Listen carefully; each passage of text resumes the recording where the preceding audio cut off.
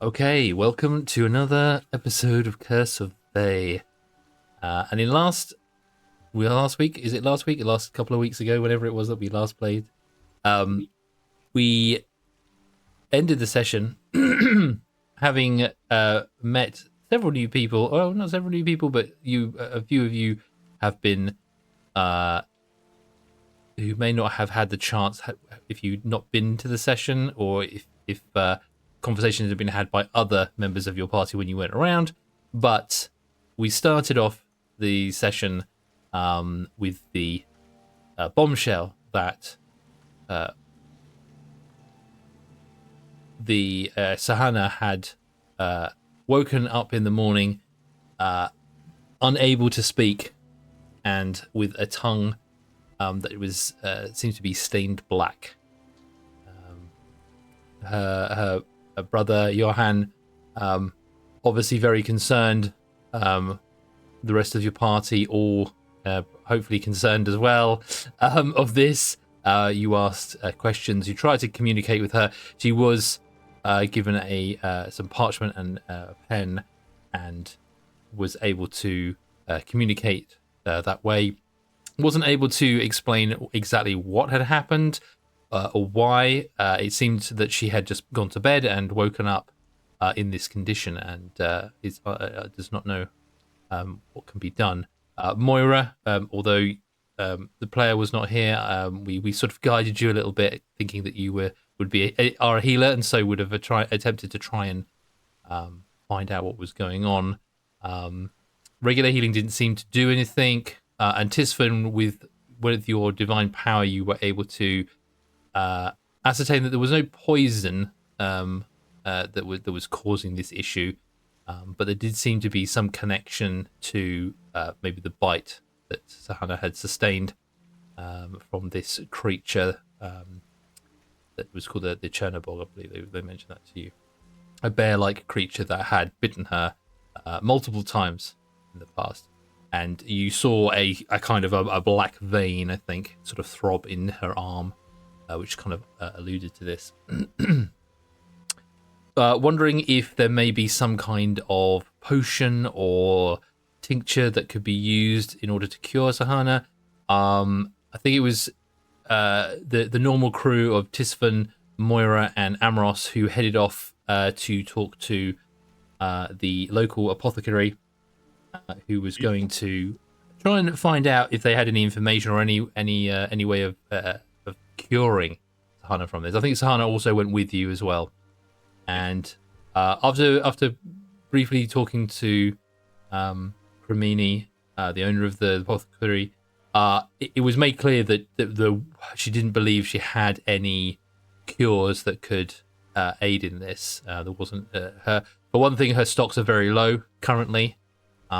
She doesn't have a lot of things. She's sending her trusty little mushroom fellow Button out to gather certain materials that she needs, but her stocks are quite dwindled with the dangers of the forest. And she did mention again that if you, I think speaking to you, Moira, maybe more specifically, if you were able to procure any ingredients, mushrooms, other items that might be useful, she was willing to trade and perhaps teach you how to make some potions or recipes that these in payment for these items. She also alluded to potentially someone who could help, a figure unknown to you at a faraway place, somewhere in this Feywild realm that you know that you are cut off from. So there's a limited amount of Feywild here. But a figure who was said to possess some sort of powers or abilities beyond that of mortal realm, and might be able to use some divine powers to heal people who were affected by a myriad of different sort of illnesses. She handed you Tisvin a flyer, which I have forgotten to provide again this week. But I will get one for you. The main thing was that this flyer was basically a calling people to attend this town. Now, which town was it? was it Prigwort, I think it was called. And it was saying basically a call to action. It was calling you to any people who had illnesses or wanted to find the right path in their life and a guiding light in this world that you've been cut off from. That it was telling people to go there, and the iconography was that of this sort of candle with this burning flame.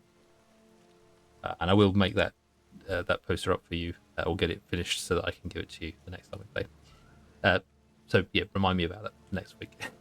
We'll try. And You're asking people with ADHD to remind you of a thing. Yeah, I know. It's difficult. Doomed to fail.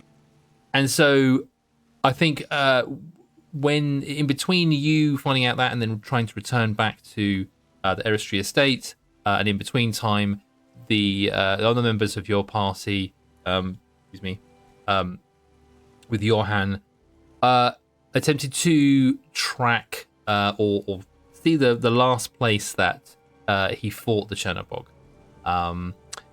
I think we discussed that perhaps, maybe finding this creature might lead to some other clues. Maybe there would be some way of gathering from this creature. Maybe there'd be some information or something would be clear to you in either capturing or killing this creature in order to maybe make some sort of cure or remedy the situation with Sahana. However, having a look around the area, nothing really stood out to you. You could see where the battle happened. You could see where the creature barreled off into the forest, but other than that, no one was able to really get a lot of information. Neither Galatea nor Kane, I believe, are super good at sort of survival sort of tracking skills. And the one person who might be, that it was hinted to you, that might be good at that, which is Johan himself. Unfortunately, he is currently or continuously drunk at the moment, and so not really firing on all cylinders, although he has attempted to still perform his duties as normal. But it was suggested by, I think it was from Seraphin, that in his day, Johan was a good tracker and survivalist, but now he's just a drunk, and so Yeah, call him an alcoholic. Yeah, so not really of any use at the moment. But suffice to say, you couldn't track the beast, didn't know where it'd gone. On coming back into town, you met with the rest of the party. I believe Kane chatted to a couple of the people there. Orwen, who was one of the Fawn sisters who had a cart that you bought items from previously. Her and her sister, they sort of asked whether or not they'd seen the Chernobog. They hadn't seen it or heard of it being around. So that came to sort of a dead end. And I think then we ended before that, Galatea, you talked to Celophin as well, who is the owner of the Lone Ewe, or the mill that has now fallen into disrepair. He is selling wares and trying to get people aware of the fact that dryads essentially are stopping them from felling trees and from doing their normal business in the woods. And some of the lumberjacks have been attacked. Some have gone missing, and at the moment he hasn't, other than trying to raise awareness and trying to get favors for trading in his carvings and other things that he has. He's unable to repair or reestablish the sawmill, and it's evident that this is having a major effect on the village, because lots of people, as you've seen before, a lot of people are sort of languishing around, loitering, outside their houses, don't really seem to have much of a focus in their lives, such that it is trapped within this part of the Shadowfell. They can't even do their normal job. And I believe he sort of suggested that somebody, hopefully somebody, whether it's your party or somebody, it would be good if the dryads were moved on or got rid of or moved away, and possibly at a pinch, maybe talk to, maybe they could come to some agreement. However, Cellophane didn't sort of hold up much hope for that. And then towards the end of the session, you had a nice little conversation with a young faun who is currently running a butchery out the back of a cart called Ernest, and he was a very nervous youth, a young faun who'd been put in charge essentially of this meat cart, which was called I forgot this. It was Sal's. What was it called? Let me have a look in here. I've lost the page. Hang on, here we go. Yes, Sal Salted Meats. That's right. So he wasn't Sal. He was Ernest. He's a satyr, by the way. No, sorry, not a faun. He's a satyr called Ernest Applebaum, and he was running the stall. Very nervous. The first time he's been left in front of the stall, he had a little bit of a spiel to give you, but outside of that, he hasn't got much of a conversation because he's very nervous. And he suggested when you turned to leave and weren't going to make a sale, he let out something slip out of his nervous mouth. Was that potentially somebody, we don't know who, might hit him. But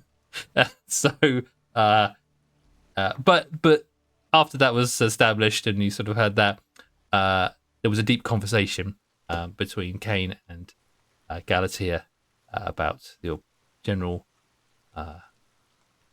position, that you're all in, the things that you've got to think about,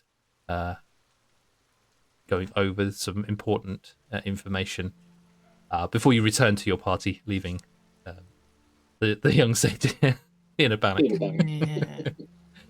And that is where you find yourselves right now, standing in this still very damp. The rain has never really stopped since you've been here. It's a very light, that fine misty rain that's just in the air, so you get wet, but don't really feel the droplets like you normally do. And this continuous twilight. There's a monotony to this weather and this light that by now is probably starting to sort of wear on you a little bit. Nothing seems to be changing in the air. Nothing seems to be changing around you. And you can see probably why the people around here are a little bit more sort of lethargic and kind of looking for any sort of difference to their mundane, humdrum lives that have now become their everything. But yeah, you are now, as a group, gathered together again in the town with Sahana and Johan at your side. What would you like to do? Wait, is Sahana here? I thought she went over to the healer. She did, but she came back with the others. Okay. Meet up with you guys, and then you start running around collecting more side quests. Oh yeah. Yeah, I like my quests. I don't judge you. Okay, so since Kane is not here, Yes, we're down Canaan today. So. Galatea is then gonna tell them what happened with the fawn boy.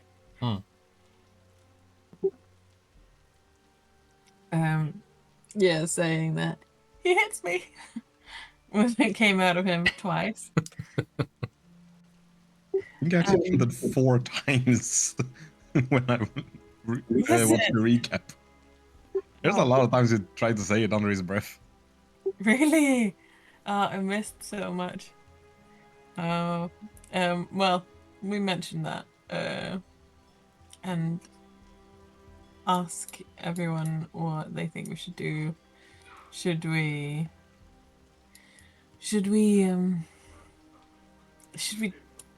talk to the guards? Tell Joran what?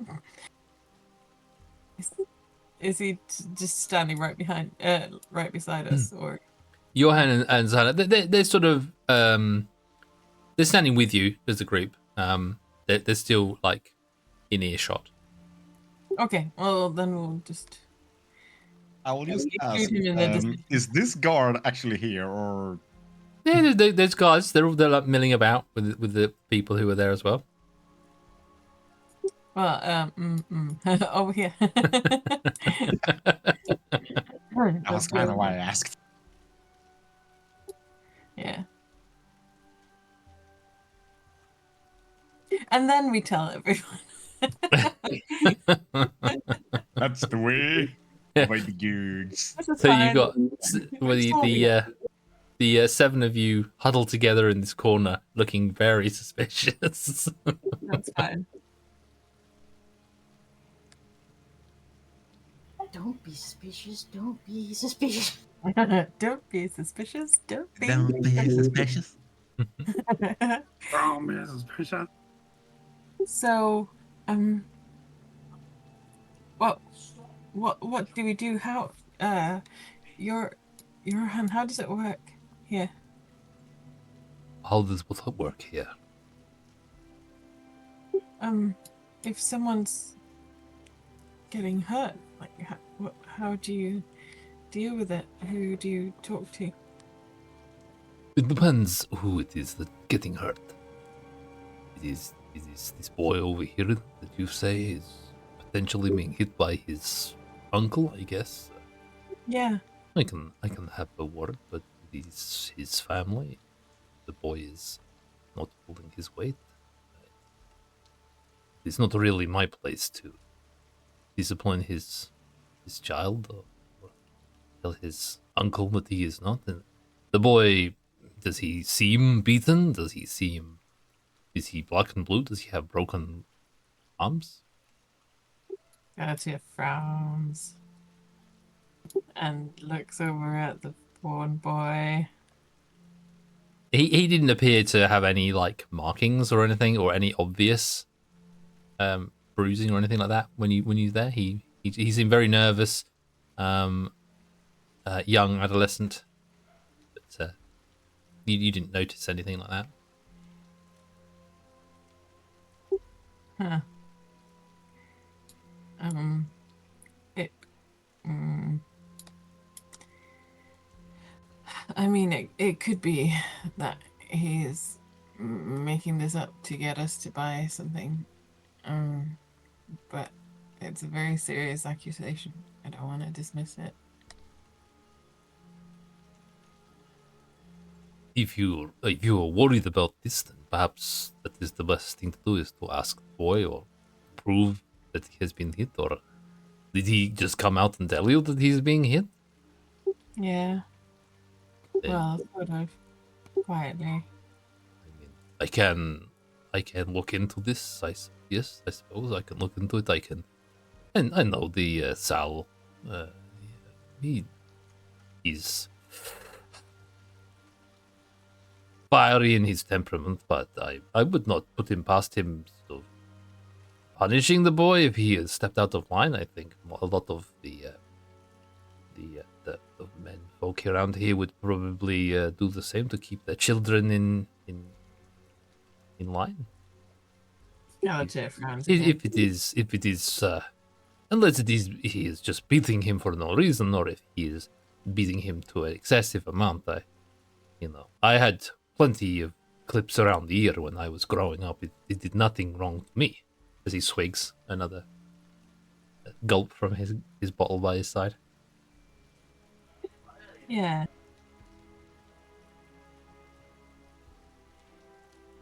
But if you wish, Lady Galatea, I can look into this for you. It would not take much time out of my day to go and have a word with Miss Sal.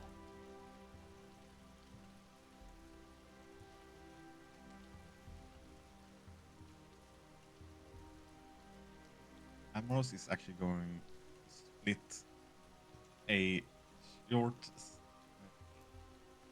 moment just to actually walk over to the boy because he wants to do something. Okay. Well, me as a player actually got an idea.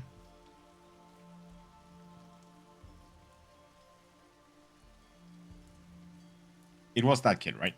Yeah, that's right. Yeah, and as you walk over to him again, he sort of, or for the first time, he sort of sees you approaching, and he sort of brushes down his apron again and sort of straightens himself out, and he he tries to make himself look as amenable as possible, and he says, "Oh, welcome to Sal's Salted Meats. How can I help you today?" Hello, lad. How are you doing? Everything okay? I am very well, thank you, sir. Can I interest you in some finely cut meat for rations? I have all sorts to show today. Do you have any fresh cut meat, as no salt or anything, just as fresh as possible? And he'll turn to his cart and he'll pull back a tub he has sort of over the meats, keeping them clean and fresh. And he takes out a side of some meat. It could be like venison or something he's taken out, and he plonks it down on the top. Yes, sir, how much would you like? What would you want for about a palmful? For I would say one ration, sir. The trades that my uncle has asked for are either the set of sounds and he looks in his pocket to remember what his uncle had told him, and he looks at the list and he says, my uncle asked for yes, sounds or odor. Sounds or odor? Yes, sir. A sound. What a sound you create, and or an odor from you, sir. I'm not from the Feywild, so I'm still not entirely used to how things are done here, but how would I be able to actually offer up a odor? I mean, a sound, I guess, would be able to be reproduced, but how do one produce an odor to just be handed over? And he turns to his car and he opens a small like door in his car, and there is a selection of small bottles.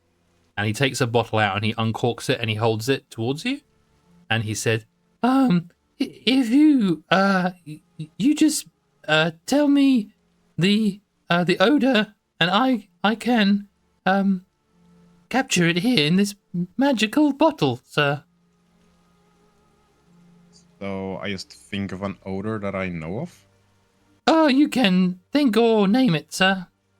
And then I will be able to give you, for one odor or one sound, I can provide you with enough meat, a ration for each of your members. And he points sort of in the direction where everyone's been huddled together. He says, seven portions for one odor. All right. Unsalted fresh meat, so I can cut it for you here. You can watch me do it. I'll trust you on that. In that case, I would like one ration that is just raw meat, as raw as it can be, but the rest I rather have as proper travel rations that last for as long as possible.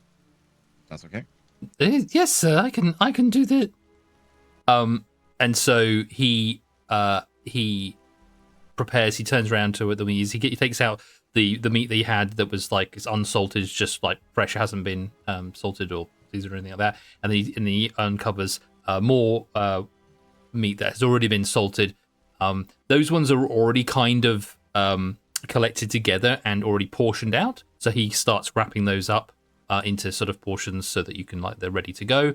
So he does 6 of those, and you want one portion that's like fresh. Yes. Okay. So before he cuts that one, he turns to you and he says, "These 6 portions, sir, and I'll cut you a fresh one." And he holds out the little bottle. Which odor, sir, would you like to use as payment? It's a perfume that my stepmother back home always wore. It's called Royal Valorine. Oh, Sorry, sir. I must have been unclear. I meant an odor from yourself. Oh, an order from me. Yes, sir. If you need help, if you had an odor, perhaps breath or body odor, or perhaps another odor from your body, sir. That made things complicated. I guess I'll go with breath then, because getting rid of bad breath, freaking perfect valid excuse to get rid of that. And so when you say that, he holds the bottle up towards your mouth, and he said, "Please breathe into this jar." And Ambrose just breathes out into the Cool. jar. As you breathe into the jar, you can't see your breath before it enters the jar, but as it enters, you see this kind of blue with a tint of silver, just sort of swirl slowly inside as you breathe into it, and as it gathers in there and swirls, you just see these little sparkles of kind of little glints, little shards of light. And as you finish your exhaling, he corks the bottle up and he puts it back in the trailer in through the door. And then he Yeah, turns I'm not to gonna you lie, that is actually pretty cool. and he says, thank you, sir. I will cut the fresh meat for you. So he turns around, he gets out the big, he's got a big hatchet on his belt. And he picks it up, and you can see he's straining with the weight. This is obviously isn't a cleaver meant for him. This is probably for his uncle, in that he's just using it because he's on there. And you see him struggle. He has his hand up. He's got the one hand on it, and he's lowering up, and he puts the meat in front, and you can see him lining it up. And Nice and slow. No need to rush, kid. yeah, yes, sir, this, sir, thank you. And you see him take a big breath, and he very carefully, like, he basically almost uses two hands to lift the heft of this cleaver up into the air, and then once it's up, he then moves one hand back and puts it in front of the meat, ready to bring it down. Give me a perception check. Oh, perception check. And that's perception. There's perception. Just a regular roll. Yep, just give me a perception. Yeah.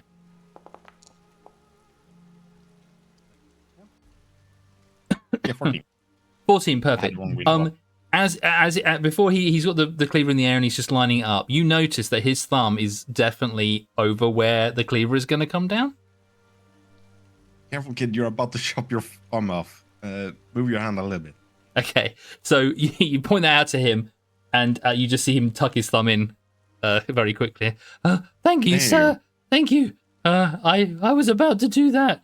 And then the cleaver comes down, and he cuts a portion of the meat for you, wrapping it up in these very fine. It's not like paper or parchment. There's these very kind of almost sort of semi-transparent leaves that he wraps around, and he puts a couple of leaves and layers around, and then it's sort of tied around with the string for you as well. And he turns and hands it to you, and he says, "Thank you for coming to Sal's Salted Meats. Thank you for your patience with me. It's all good, kid. Thank you. It's all a matter of getting the hang of it. Yes, sir. Thank you very much. Good. Thank you." And You have a good you rest of your day. thank you. And then as you turn to leave, he says, "He hits me." What do you say, kid? Nothing, sir. Thank you for coming to Sal's Salted Meats. And you can see that he's as you walk off, he's just like wipes the sweat from his brow, having completed his first sale. Does he just have Tourette's? This is what comes out. Well, Ambrose is gonna start walking back to the group. Perfect. Okay. While you're walking back, could you roll me a D8, please? Just a regular D8? Yep. How do you do that? You can just do it from the little dice roller thing at the bottom right. You should have all the dice laid out in a little tray if you're on the chat menu. That's it. 7. Lucky 7. Lovely. And can you roll me a d4? Now you're making me work. What is your scent gonna be replaced with? 1. One. Okay. So, well, I'll tell you when it becomes necessary.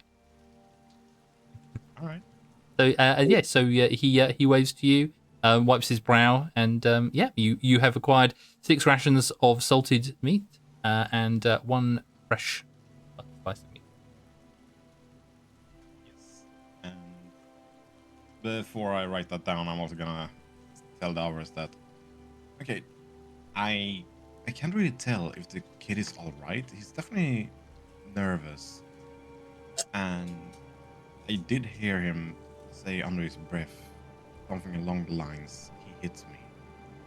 So there's definitely something that might need to be looked into, but he didn't want to address it when I tried to ask him about it.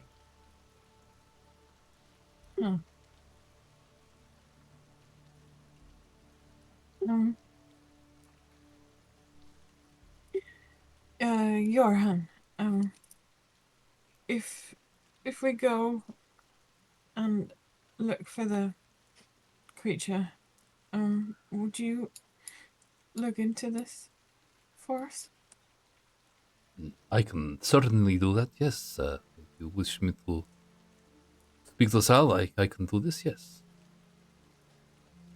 Thank you. Gotcha. Sort of nods to Kane as a sort of, look. We got this. This is what we can do. Kane nods back to you. Okay. Knowingly. I did ask if he had anything he wanted, but I think he's too busy to even answer. Right, okay. Yeah. Okay. Right. Did we? Yeah, we told you about the dryads. Oh God, I'm so tired. Yeah. Should we go and look for the beast, and if we come across any dryads, try and talk to them, and let's not hurt any trees if we can. I mean, I heard you just asking, right? Yeah, just asking.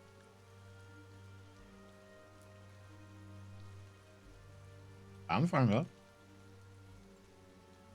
that. Garte looks at the rest. That sounds like a good plan. Yep. Especially the one with the trees. Oh, do you know things about trees? I mean, I've been in forests a lot, but not this kind. Oh,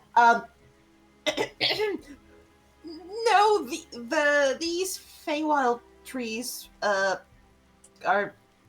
I tried making some sort of a connection back when we first arrived, and they are different from the ones back home. So I don't really know, but yeah. A connection, like you can talk to them. Oh no, I'm not that powerful yet. Oh, okay. I didn't know that was possible. No, wait, actually. Wait, can you? Let me. No, this is the player talking. Let me consult my things. Yeah. I'm exactly. Always I didn't needed. know that was possible. Coach is just like flailing.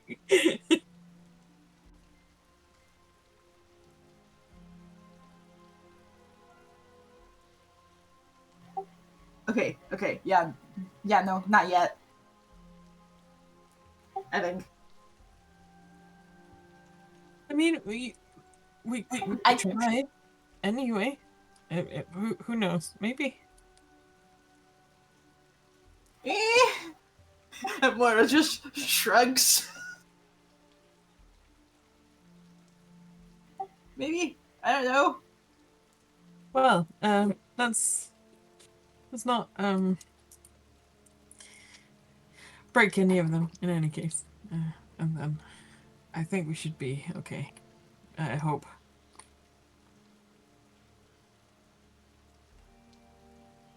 Oh, I just thought, do you, you know the big dog we met that, Giggles. yeah, do you think they can follow scents? I mean, I don't know if they're like dogs in our world, but maybe it could help us track something. I might be able to ask them if we like. We just need to find them first. Ask them. Can you talk to dogs? Sort of. Oh yeah, Um, of course. I'm, I'm beginning to just expect everything Let's to be just possible. say I'm not good at it, but I will do my best at it. Okay. Oh, okay. Well, I think they live over there in that house over there. Yeah, no, you'll know that that's the house that you'll return to drop Giggles off at the family's house. Well, should we go and check and then we can go? Is this mad?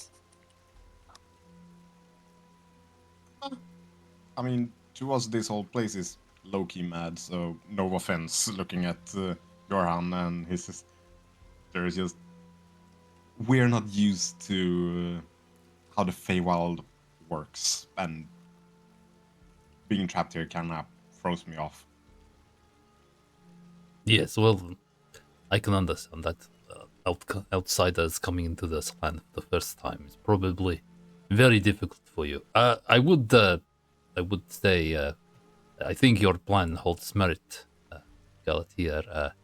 Yeah. The only thing I can, the thing comes to mind with tracking, although I have not practiced for some time. I think the dog would need some kind of scent to track, and I don't believe it has been a while. And with the rain, don't know if they would be able to track this channel bog, but it may be worth a try. We saw some, well, maybe we can pick up the scent. Like, okay, this is me grasping at straws here, but maybe it can react to the blood of your arm, the bites. If you're okay with it, of course. Are you talking to Hasahana? Yes. Yeah. She looks to her brother and she looks back at you and nods. And she like scribbles down on the little pad that she's got all the little parchment in, and she just says, "If it would help, I am willing to try." Yes. okay. Plan. Fine giggles, technically. Okay. Let's Okay, go. so you're gonna head off to get Giggles. Yeah, if Okay. if they all let us. I mean, we do have some pull there. Yeah, I mean, the one of the fathers, Bailey, did say to you that he'd be happy to do a favor, in return for what you've done to bring the dog back. So yeah, I was hoping to use that as a favor to stand up against the guards, but I think this feels more. I think we don't really have any trackers with me. yeah. Yeah, that's fine. You go for it. Okay. Galatea jumps off. Before you head off, actually no, wait, that was something else I was going to do, but that's fine. Yeah, no, go ahead. No, I was going to do something, but I realised I couldn't do that because of whatever conversation you're going to have, so I can't do that. Yeah, it's all good. Go for it. Okay. Kane nods to you, saying, "Oh yes, I think it's a very good idea." Yay! And he follows you over.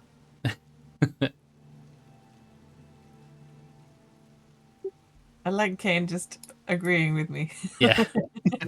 he starts talking about something about like balance, and then you tune out, and you're like, yeah. Yes. The balance of the party. That's it. Yeah. So you walk. They help us balance. Yeah, you walk past the guard in the middle of the path, and you seven of you pass him and go up to this little house.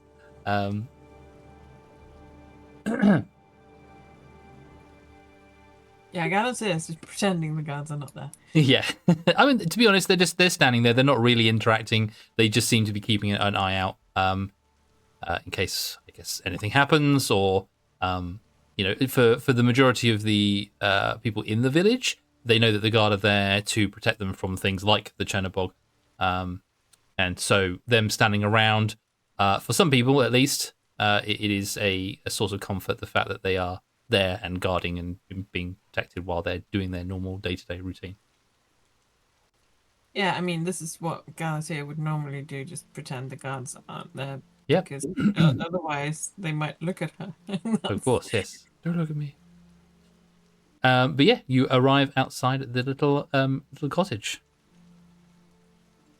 Knock on the door. And coming to the door, you see the same goat folk that you'd met previously, Bailey Ottenbrow, and he comes to the door, and behind him in the house you see his son and daughter, Gus and Lacey, playing currently with Giggles around their fireplace, and he comes to the door and he opens it. Like, good to see you again. Please, would you like to come in? Have you come for your a favor or a reward of some kind? And he notes here's Johan and Sahana there, and he says, "Oh, please, the Burgermeister, please, welcome, come into my home, please. It's very lovely to see you, please." Galatea steps aside and gestures for them to go in. Yeah, it's quite a small place, so Yeah, when you're all in there, the house is going to be filled. So, so Galatea just wants Sahana to be okay. Yeah. And so as soon as they're just inside, they'll go. I think we're okay here. That we don't want to take up too much of your time or space. But we were wondering if Giggles was good at tracking. I suppose so. Yes, he's a good dog. He was able to find his way back and forth from the children's place, wherever it was in the woods that you found them. Yes, he is fairly good. We do not use him for tracking, but I would imagine he is very good. And Lacey will hear you and say, "Yeah, he's the best. He can smell anything. He can go anywhere. He's the best dog ever." He sure is a majestic one, isn't he? Oh, he's so good. He says, leaning down towards her. I can't remember what voice I gave her now, but yeah, he's so good. He can find you anything. If you wanted to find something, he can use his nose and he can find all the things that you need. And she gives him a good sort of rub on his face, and he's a very gentle dog in their hands. It's a different attitude that the dog has compared to how you'd seen him in the woods before, where he was more sort of protective and aggressive when he was against those other animals, but the creatures that you face. But he seems to be very docile and very gentle with the children. Cute. And so, Bailey just says, what is it that you'll need him to track for you?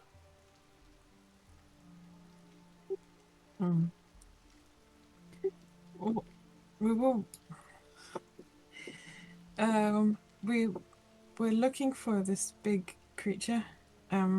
We don't have much to go on. Do you think he could grab a scent from a bite? Bailey sort of looks at his partner and Bertrand, who's another goat folk gentleman. He's sort of sitting with the children in the fire. I honestly have no idea. I've never trained him before. Maybe I guess. So you want to borrow him? Is that right? You want to use him to track something? Oh, if that's okay, we were just wondering if it was even possible. But if you could, we would very much like to borrow him. And if anything happens, we'll send him straight home.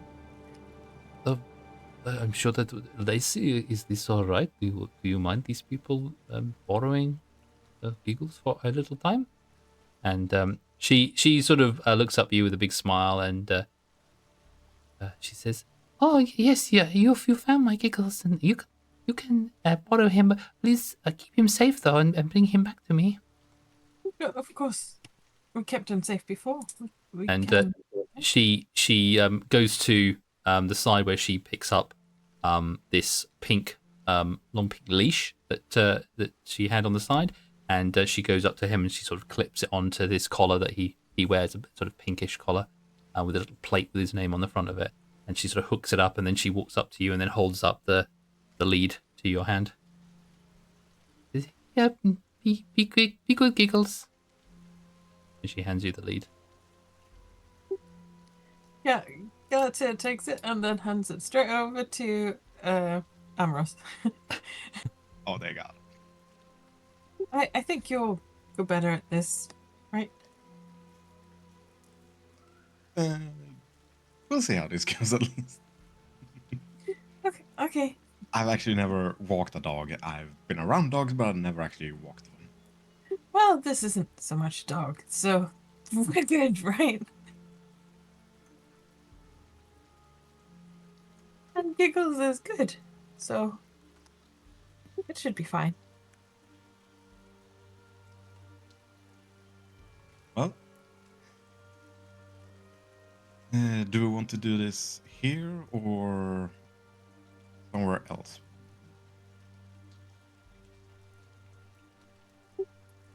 What do you say, Sana? What did you say? Sorry, what did she say? She didn't say anything. Yeah, at the what moment. do you say, Sana? Yeah, well, just nod and shake your head. She sort of like sort of shrugs and like kind of a whatever you want kind of. Okay. Well, while you're having this conversation, Johan has sat down with the other goat folk gentleman and in the chair and just having like a general sort of conversation, asking him how he's doing and how the guards are treating them, and just a normal sort of while you're discussing the plan and everything else. And Sahana is standing there ready to do whatever it is that you want to do. If you want the dog to sniff her or use her for scent or whatever. yeah, I think we'll try. I can try and help, but I'll follow your lead, Amorous. Well, all right, let's give this a try. And Amos is going to let out his tongue and kind of draw a symbol on it, and he's casting Speak with Animals. Okay. What? And so you gain the ability. Oh, I should say, while that conversation was going on there, you may have noticed, while Galatea, you were talking to Amros in close quarters, You may have noticed that for some when he's talking now, you get this very faint kind of floral scent from Amorous while he's speaking. It's almost like, is that a perfume? Is that something you haven't noticed it before? But yeah, you kind of get this kind of reasonably pleasant kind of floral aroma emanating from him. Huh. That's cool. I'll save it for now, but I'll bring it up Okay. in a little bit. That's a pretty good scent, though. Yeah, could have been way worse. Oh, I'm not gonna be able to live this one down. I have a feeling. Flower boy. it's I mean, a very better subtle. than old socks or something. Yeah. Yeah, it was a very subtle kind of floral fragrance. But yeah, that's the kind of aroma you get now when you're speaking like that. This kind of scent comes out. Is that because I gave my breath to the kid? Yeah, you were trading. You were trading the smell. He was replacing. Okay, so you literally replaced the breath with something else. Yeah, I was wondering how that was he replaced the odor with another one. So.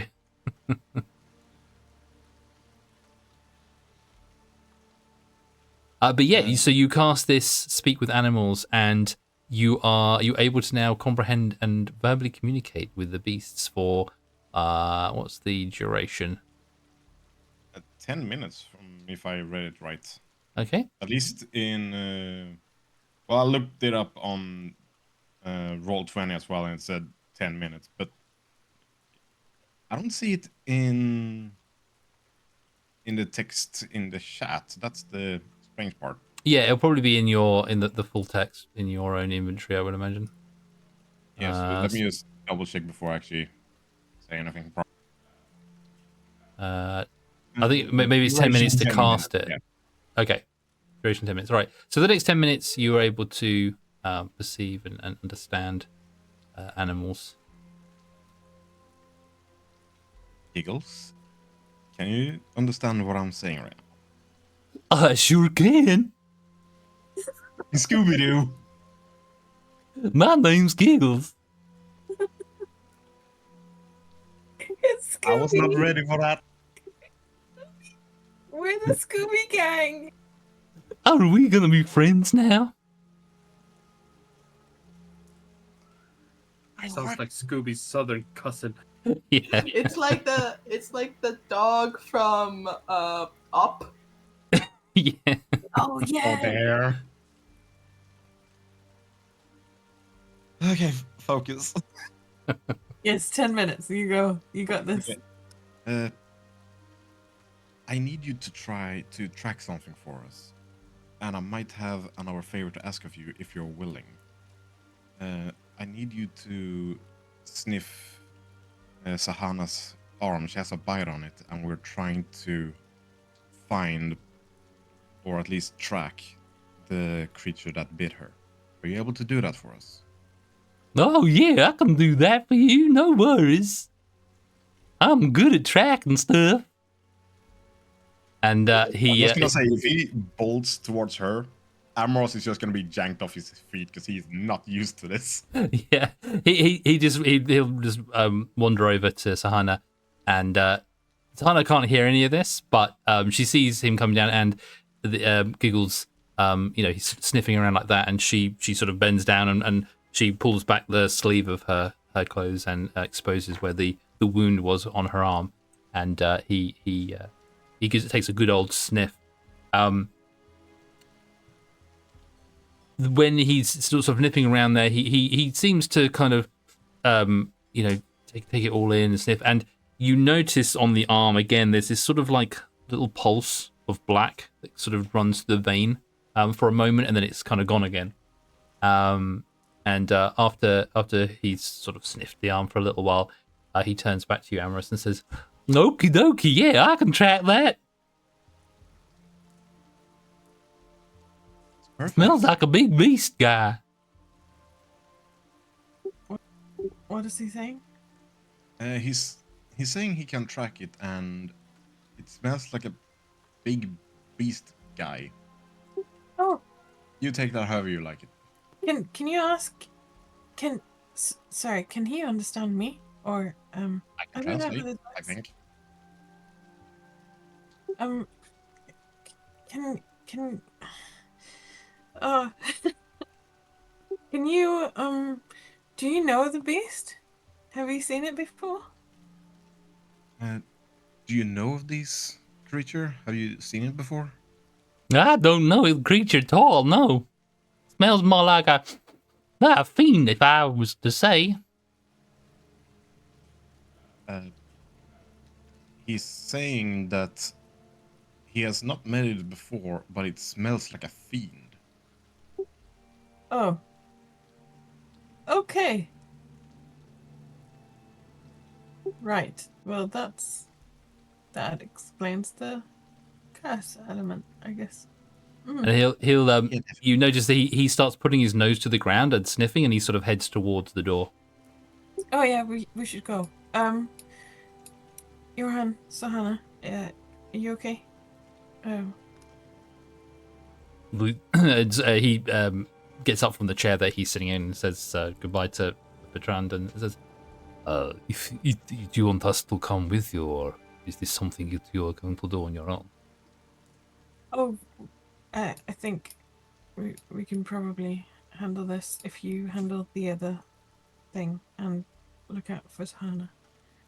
Yes, I was going to say I do not wish to put my sister in any more danger than she already is, maybe. But I will look after her, and I will see this Sal and follow up and see if there's any issues with it. Uh, you think you can, this dog, this Giggles, will be able to locate the beast? It seems like it, but I think we need to hurry. So, we'll see you later. Of course, but please, all of you, be extremely careful. This creature is unlike anything else that I have faced before. It is extremely dangerous. Yeah, we'll be careful. And he nods and he leaves the. He says goodbye to the family and thanks them again for loaning them the dog. And Bailey will just say to you again. He's like, "Yes, this is how it works in the Feywild. A favor for a favor, and you have done us a big favor bringing Giggles. Please bring him back safely again, and you will always have a friend with his family." Plan to bring him back. No worries there. And Thank you so before much. we leave, You're very welcome. Amorous is gonna lean down towards Giggles again and go. So I had one more favor I would like to ask of you, if you don't mind. No, of course. What can I do for you? You don't particularly like the guards, or at least not the guard captain, right? And he starts growling at that point. No, I hate that guy. He kicked me. Like, note, Amorous is low-key whispering this, so no one else are able to hear it. Okay. Can we though? I do. You can suspect that he's You trying can. to. You can give me a stealth roll, Amorous, if you want to try and do it without the others hearing you. Oh yes. Let's see if the others can beat it.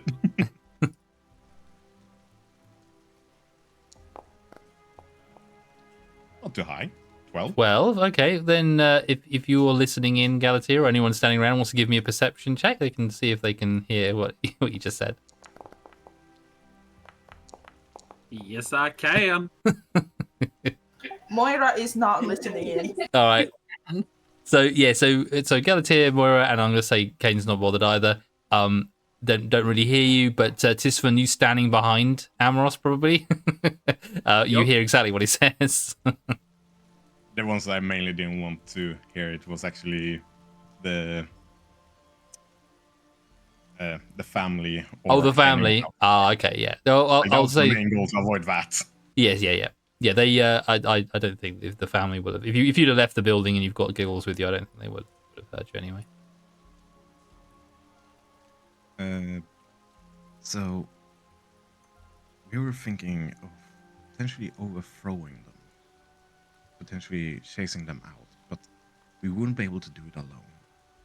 Any chance that you would be able to gather some friends and potentially join in the fight once it actually breaks out? Giggles looks at you and he does that sort of head cock to the side. And he says, well, my only friends are really the two kids in there. I don't know if I can really rally them around to help you fight, but I'll do what I can. And Amos is gonna pull out the fresh meat that he bought earlier, tear off a piece and give it to him. Like, that's a good boy. Cool. And he grabs that and he happily eats the meat and yums that up. As we're walking, Moira is gonna lean, or like kind of nudge Tisvin. This one's just gonna look down. You feel a nudge in your ankle. Yep. Come on, she's not that short. Knee. Come on. I mean, it's fun to see her. A small as- child is patting your leg. I can't help Yep. but to think of that little cartoon mouse. What's his name? The one that traveled to New York. Feywild, I think. Fievel, yeah. Yeah, I can't help but to think of that, even though I know she's supposed to be like hobbit-sized. But I can't help but to imagine that little guy. Oh lord. Anyway, Moira's just gonna kind of. Did you hear that? The fiend? Yep. Do you have any experience with those? Maybe in the fighting department. Fighting? No. DM? Yes. Can I make sort of history check, see if any of my prior teachings mentioned anything about fiends? Sure, yeah. This is gonna go badly. Or Not as not. bad as I Ooh. thought. -1, but you got a 19, so nice. Sorry, 20, so you got 19. Yeah, what kind of things were you taught? Like, what was your... I would What say were you it being was- brought up with, do you think? Mostly stories, maybe a bit of information from my prior weapons teacher, since he was an old paladin. Wouldn't say it was too much though, since they don't really have any full relation to the Raven Queen. Yeah. I guess, yeah. I suppose you would have been, you may have found some information or been told some small amount of information to do with fiends and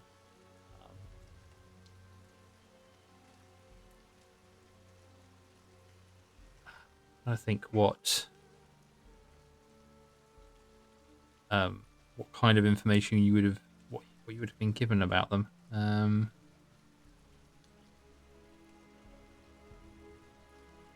Essentially, you were sort of, you know that fiends are evil. These are creatures that come from fiendish plane, and that are they're not just evil, but they're sort of born evil, primal kind of violent creatures. That there isn't a good thing about them. They are the essence of evil. Okay, so I haven't learned much about them. They weren't really talked about where I grew up. Mostly what I know is stay away from them. Fair enough.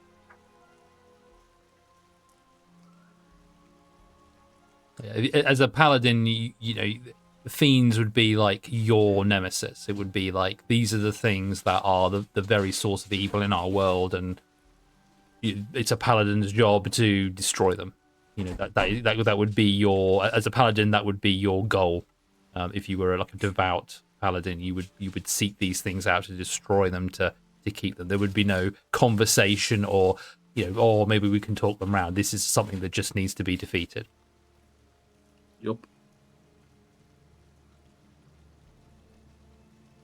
And so I think, yeah, Giggles finishes off the meat, very happy with that, and then he begins sort of sniffing around and sort of pulling at the leash, sort of in a direction, waiting for you to either follow him or tell him what you want him to do. I'm following. He's pulling. I'm dragged along whether I want to or not. So before we go any further, does anybody else want to do anything before you follow the dog, or is there anything? Yeah, before you leave the town, potentially. I think I'm okay. Yeah, I think I'm okay to leave as well. I'm okay to leave too. Okay. Could maybe someone remind the audience and the player? Did Moira like do anything with the apothecary person? Was it just talking, or did she actually teach me something? Just talking.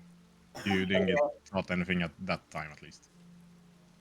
Yeah. I think she did mention the apron or something. Yes, which I have been. Yes, I think she might have just sort of reiterated, like, you know, oh, make sure you use that apron, and, you know, it will help you in your, you know, gathering and all the rest of it.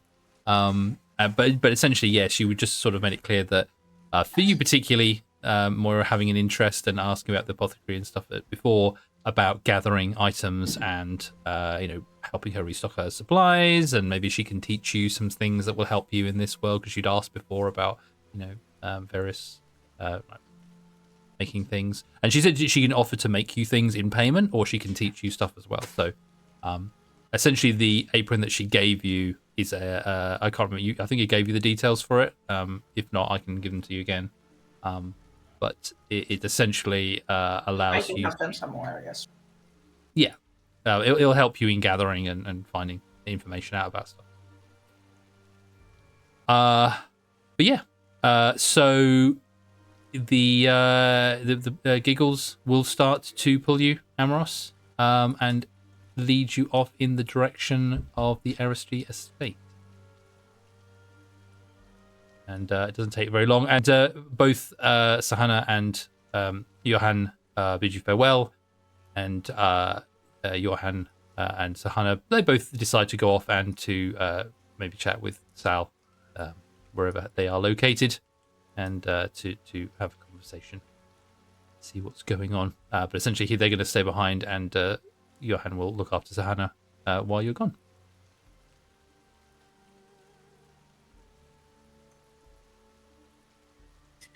Oh, okay. This is fine. We're fine. We can handle a little fiend, right? And so yeah, you basically after a few minutes, the Giggles leads you back to their the Eristry estate. He spends a good deal of time sniffing around the front. Obviously, there is still a lot of damage from where the creature had attacked originally. There are still lots of gouge marks in the walls and a lot of stuff that's been overturned. But after spending a fair few minutes sort of looking around there and sniffing around, he then leads you off towards the back of the house and essentially to the area that Johan took you originally, and the basically sort of large creature-shaped hole that now exists through various bushes and trees, where the creature obviously barreled off when he was chased off by Johan. And he will continue to pull you into the forest if you wish. Yes. Perfect. Okay. It's Well. good to know that he at least is following some sort of scent from this space. Because Yes, it appears that he has able to get some kind of sense or scent from the wound, or at least something that has familiarized him with coming back to the house. And this can be explained to you via the dog and Amros's ability, if necessary. But essentially, in going back to the house, he was able to pick up more of the scent, around this area, and then towards the forest where the trail sort of leads. So through that combination, he's able to get a direction at least. And yeah, he will. If you want to, he will pull you all into the forest. this is fine. I mean, unwarm me and pull, the rest are just following. Okay, so you all head back into the forest in a direction that you have not been before. Giggles pulling at the lead, not too much that he's pulling you along, but basically pulling you either left or right, taking you through a pathway through the forest, sometimes leading you away from the path itself, the scent pulling him in different directions, but various areas there is a sort of a pathway forming where whatever this creature is, however big this creature is leaving a not too subtle sort of trail, at least for the nose and eyes of the dog. Oh, while we're going, Amorous, Yes. can you tell him that and if any tree people turn up, don't attack unless we attack. Well, if anything turns up, don't attack unless we attack, or something attacks us. Just checking with the DM. Is the spell still going, or fine, it's only been a few minutes potentially, right? But... Yeah. So, is it a cantrip that you can keep casting, or is it an actual spell? It's a cantrip. It's a cantrip, so you can keep doing it over and over again. Wait. That's a first level spell. That's a first level spell, so you can't do that then. Yeah, it's the first level. Okay, so you can use it an amount of time that you have the first level spells essentially, but after that 10 minutes, if that's as long as it lasts, then you will have to either cast it again or just go based on you communicating like you would to a dog in real life, which is kind of assuming that it can understand you. Yeah, sorry, my bad. It knows that you. So I would say the 10 minutes would have probably been up by the time that you left to go into the forest. So you could have probably, if Galatea mentioned that to you before, just before you're entering, that would probably be the limit of the conversation. So you'd say, guide us to where we wanted to go, and don't bother the dryads or the wood people. Yeah. And then if you want to say anything more or have another more meaningful conversation, you will probably have to cast the spell again. Thank you. Perfect. So you are led into the forest with Giggles leading the way. Now, you have no idea how long this is going to take, where you're going to be taken, and for how long you are going to be following this trail. But you head off bravely into the forest, and with Giggles leading the way. Now, a bit like we've done travel before, as you go through the forest, I will need you to do some rolls for me to see how well you do as you're going through. Nice. So, first of all, marching order. I assume, Amros, you and Giggles will be at the front? That would probably be the most logical one, yeah. Yeah, perfect. I just hope that someone is close behind. I'm And then- not supposed to be up front. And then what's your marching order after that? I'd say that Tisvam would be walking beside Amaros. Okay. I imagine the two very squishy creatures in the middle, and then Kane at the back. Kane at the back? I agree. Yeah? Yeah. Okay, perfect. All right. Well, seeing as you're leading the way, Amros, could you give me a wisdom survival for the first half an hour or so of tracking? And you can do that with advantage, seeing as you've got Eagles with you. Hey, take that advantage. Much appreciated. No worries. The power of the pepper. 12. 12. Okay. So you send the first half an hour. Giggles helps lead you into the forest, and there are points where you're quite happily following Giggles on. He seems to have the scent, and then there are moments where he seems to sort of get a little bit confused about which direction the scent is going. You spend a little bit of time sort of going off in one direction, and then he realizes actually no, that's something else I've got the scent of, and he sort of leads you back another way. And so you don't make a lot of progress for the first sort of half an hour of your movement in there, but you feel like you're kind of still on the right track, but perhaps the scent isn't as strong. So he Giggles kind of isn't as confident with the direction you're going, but you can carry on and continue on your journey. As we progress and carrying on going through there, you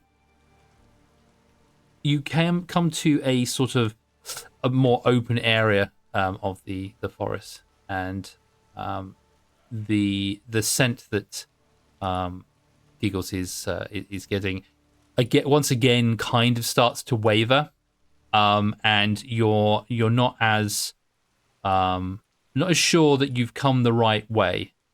You hope that at some point Giggles will start picking up the scent a little bit stronger.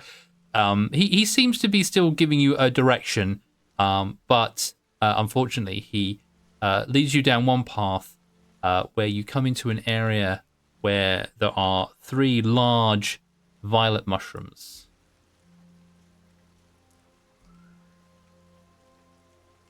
Oh no. Shrooms of death! Galatea just sort of, if they see that, Galatea will just like step a little bit in front of Moira. For no reason. Let's be real, that's justified. To be fair, she's so small she could just like run straight through my legs. So as you come into this area, you just see these 3 very large fungi, violet in nature, just standing sort of in your pathway essentially, and Giggles pulls continuously at the leash to lead you past these and continue down the path. I kind of jank back a little bit because Amos do not trust the the mushrooms. Can anyone else see anything? Because for me it's just black. Oh, do you not have dark vision? I can see. Oh, I don't have. You might need a light I of some can see. sort then. Aha, I see. Can everyone else see? Yes. Okay. I'll say that I would imagine that Kane, having the same issue as you, probably won't be able to see without any light. I have a little lamp. Galatea, you're on the wrong map still, aren't you not? Have you know. not moved across? It looks like you haven't moved across. I see Galatea. You see her symbol's on there, but her Yeah, but Galatea she's seems not up on the map itself. she's not activated on here for some reason. Hang on a second. It says you cannot switch scenes until your resources finish loading. I don't know what that means. Oh, it's still loading. You might have to log out and log back in again then. Okay. I didn't realize. Yeah, they are. You've gone from the Lancashire map and you're going to another one. That's why you couldn't see anything. Well, that makes sense. Indeed it does. I can see. Yay! I can see. I can fight. Well, Someone gotta remember that reference. no. I'm sorry. Womp womp. They're all parents. Okay. Right. So, you stand in this little clearing, and Giggles, is happily sort of just will pull you forward, Amaros. through the path carrying on. So it's up to you whether you want to follow him or do you want to. Do we actually need light though? Because I've got a lantern.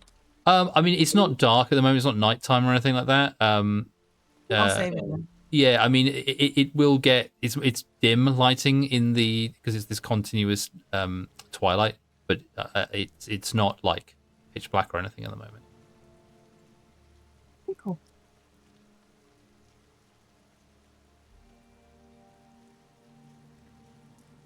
Do we want to avoid these mushrooms, or what do we feel, guys? We have not had many good encounters with plants, I would say. Let's just not touch them.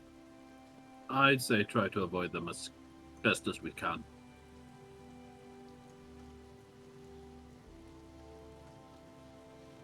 Moira, you can talk to plants or something. So you tell them that we're just like passing through. Well, no, I cannot speak to plants currently. No. However, I do have a thing. I'm not sure if it's gonna work, but I guess we can try. Yes, a thing. Yes. I have a thing.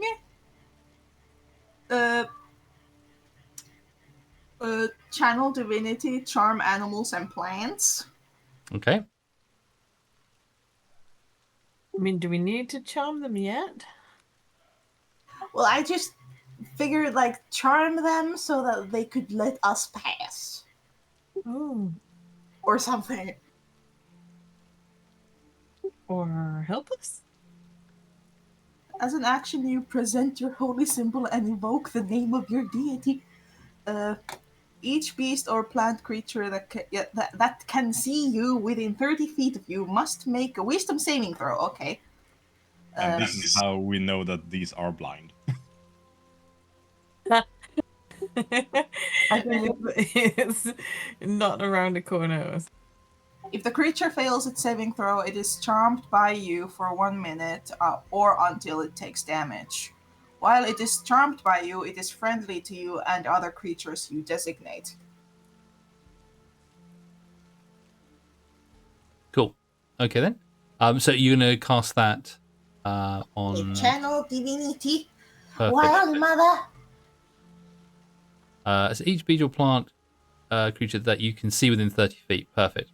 All right. So I need to make a saving throw for each of these plants. Then I guess. Yes. What is it? It's wisdom. Okay.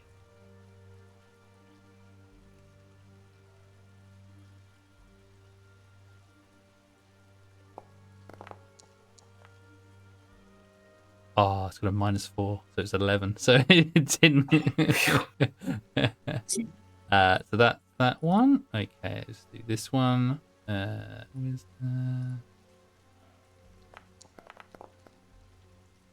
No, that one fails as well. Oh, why is that? Oh, there you go. And one more.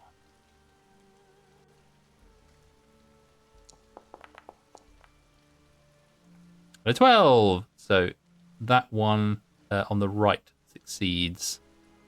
So these two are charmed by you. This one is not. Okay.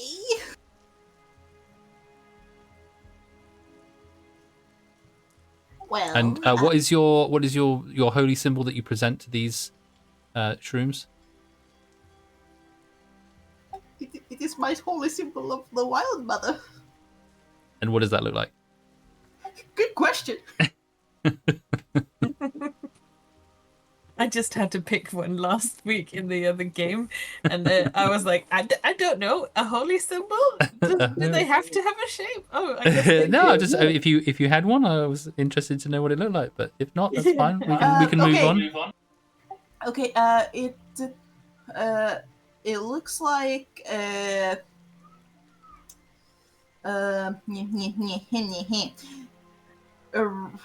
wreath of grass and grain affixed to a crook.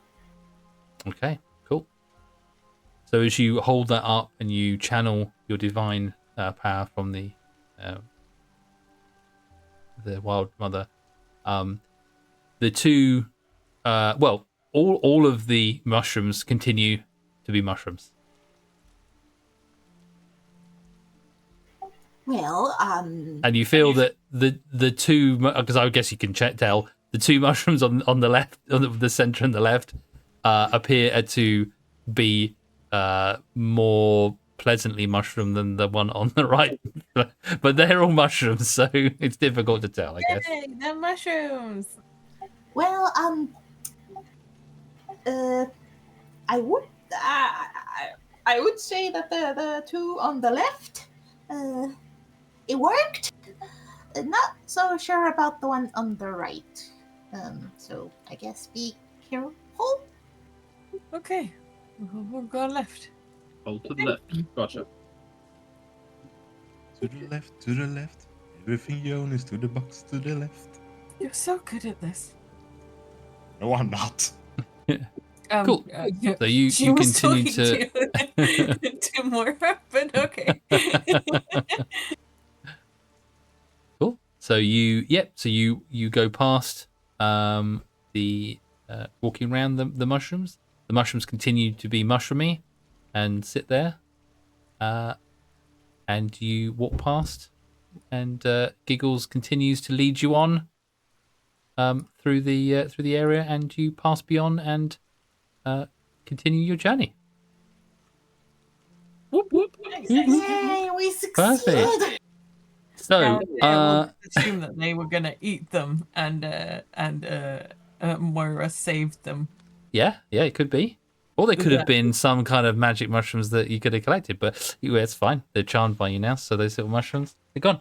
Oh. So, as you continue walking on into the forest,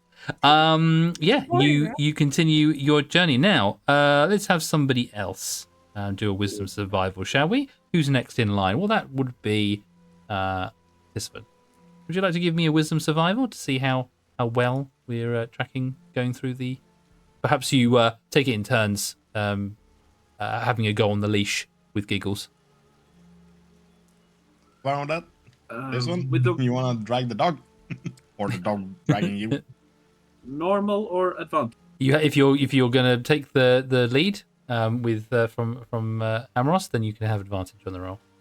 Then I will grab the leash and take the lead. Very nice. Hey. 17. Very good. Yes. With your direction as you're going along, Giggle seems to be picking up the scent a bit stronger. He leads you in a much more definitive direction, pulling a little bit harder on the leash, not to pull you over or anything, but obviously has picked up a scent that seems to be stronger and a very much more determined mood than he was previously. And so the next half an hour travel seems to be going well. You carry on moving forward, and everything seems to be good. And after another half an hour or so, somebody else, the next person, would like to take the leash from Tisfin and lead the party. I could try. Unless anyone else will. Moira looking at you. I'm letting everyone take their turn. We all like the giggles. Okay. So, what do I pick again? Is it just survival, or is it? Yes, it was a wisdom survival. Okay. I'm paying attention to things.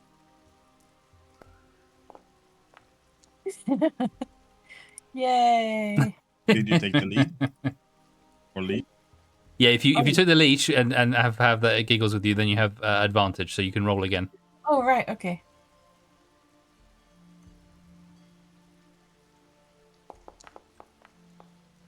Well, that didn't help much. It's from a 6 A little better, though. Okay, so you take the leash and Giggles sort of pulls you this way and that way, and he seems to have almost lost the scent at this point. He's very unsure as to which way to go.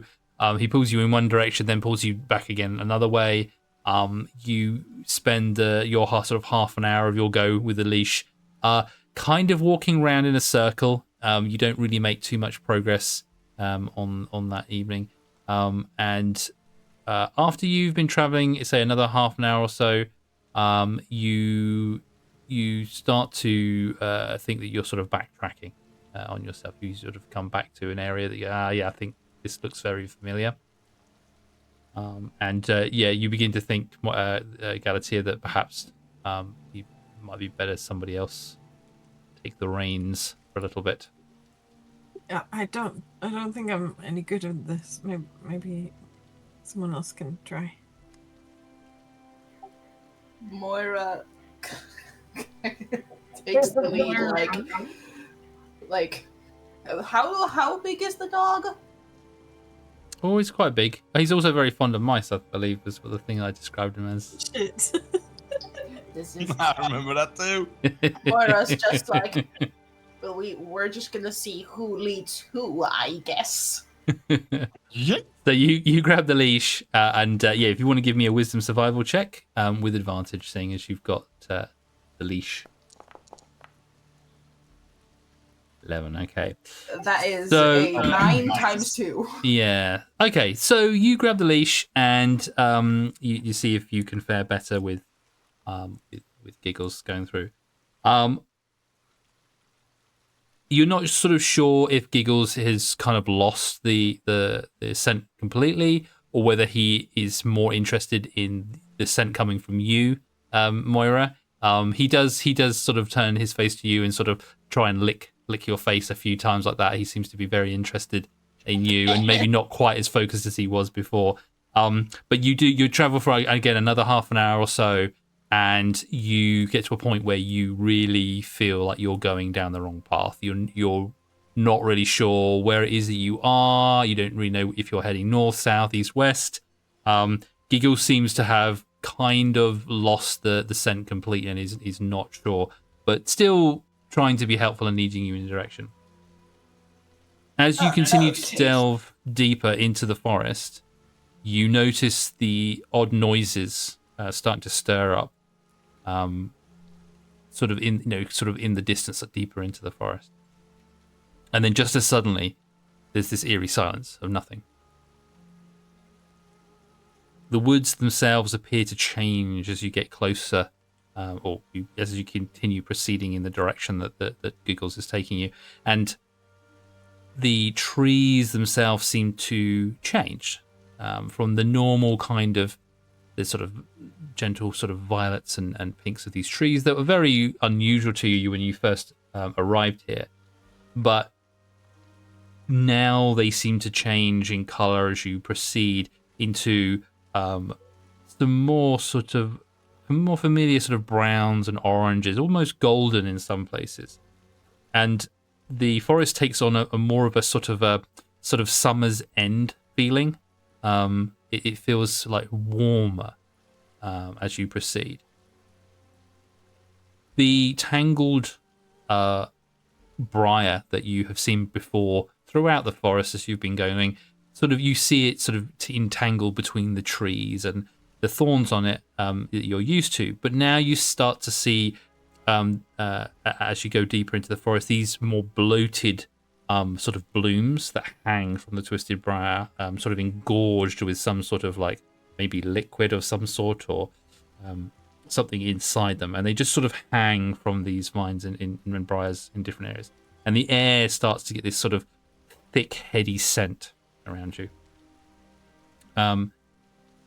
Can anyone who'd like to give me a perception check?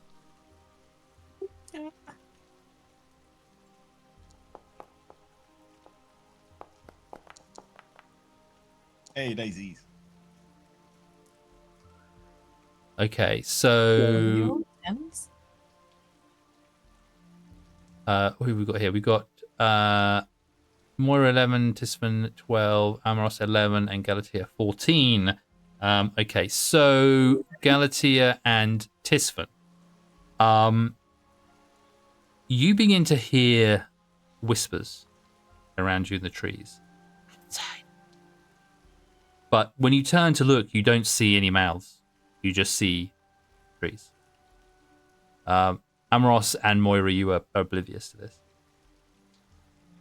Tisvin will lay his hand on his glaive, but not pull it out just yet. I think we should maybe move carefully now. I will point out the sounds and stuff. The two of you that failed that one, if you, Amaros and Moira, give me another perception check now that you're being sort of pointing this out to you. How did I roll worse on that? Amaris, you've retaken control of Giggles, and Giggles is not really paying attention. So you, and with him tugging along, you kind of are finding it difficult to focus.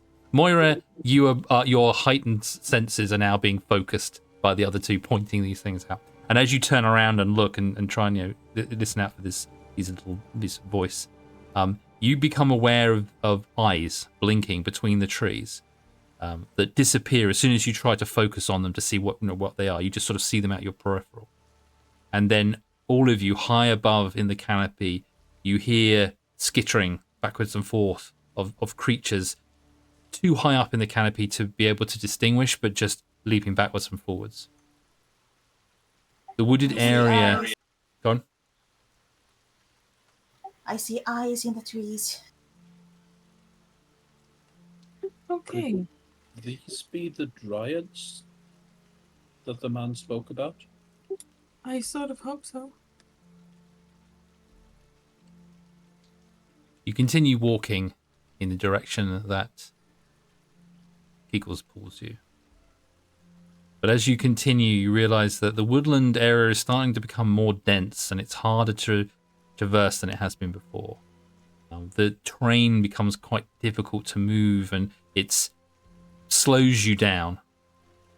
There are deep pools of rotting leaves that you start having to wade through. Twisting roots of trees sort of almost feel like they're pulling themselves up out of the ground. Not visually for you to see in front of you, but they just seem to be higher and more in your way than they were before. Your pace slows to half of what you would normally or have previously been covering in the day, and you really struggle as the dense nature of this forest tries to sort of almost consume you. Can we stop? Try and talk.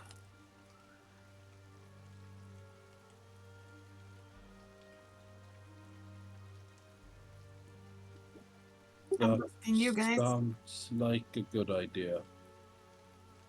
Yeah. Okay.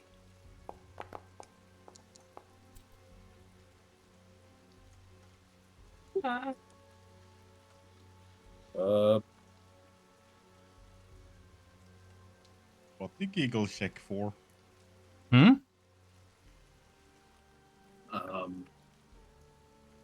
Can I try to listen for more of the whispers? See if I can make out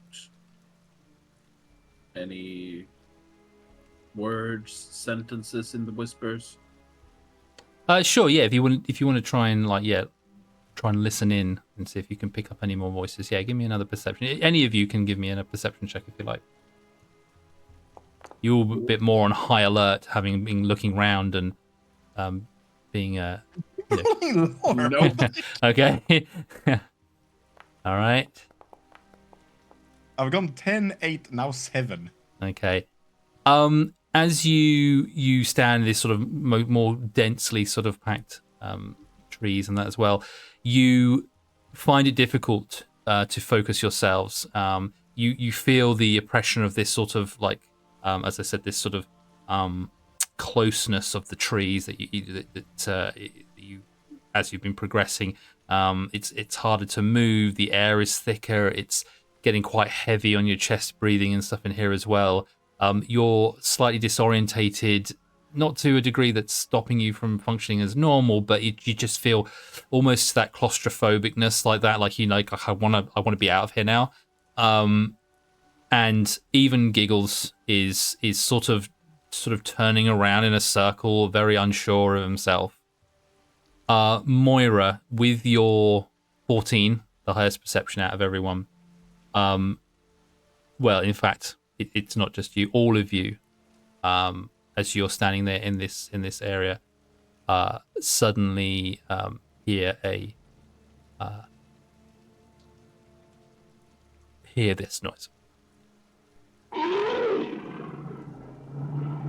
Shit. Oh God. And What was that? and as you've been standing there trying to perceive where you are to decide which direction you should go, confused, disorientated from the area you're in, your perception difficult to finding it more difficult to perceive things around you due to the nature of the landscape that's changed around you. None of you are aware as I can't find the bloody thing I'm looking for now. As a bear-like creature appears in front of you, staggering out from the woods. Oh, Jesus fucking And Christ. looking at you, and once Here we again roars, terrifying you. An ink-black, hulking beast that looks like it was cut from the darkness itself stands before you, roughly in the shape of a giant bear, rearing up on its hind legs, slavering jaws, dripping with a foul black excretions. Enormous antlers spread from either side of its head, and a pair of burning red eyes shine like jewels, staring at you as it lets out this ear-piercing roar. And now we will begin combat. Wow. As the Chernobog has revealed itself before you. All right, let us. I need to get rid of the current encounter because for some reason it hasn't been done. So yes, if you would all like to roll for initiative, please.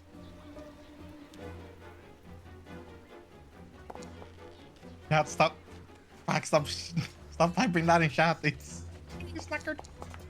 Hey, Faye. Yes, Will you roll initiative for me, please? I will roll initiative for you, of course. No. Bug. Tis when we. Oh no, never mind. Oh, thank God, I'm a No, that's not thank God. It's bad when the caster is rolling high. Because that means he's gonna roll low for the rest. Okay, we all. Oh, I haven't rolled for the doggy. Hang on a second. Cool. Just like Scooby-Doo, cowering at the back. Yes, unfortunately, you're all unaware, trying to sneak up on this creature, but unfortunately, it has got the drop on you, having unfortunately been led astray as you've been wandering around in the forest. The beast appears before you.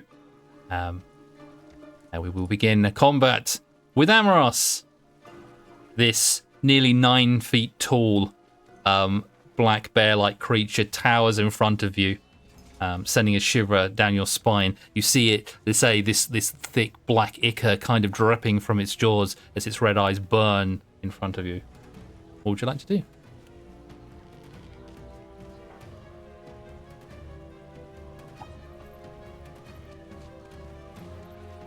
Start with the classic. Here we go, Elder's Blast, let's go.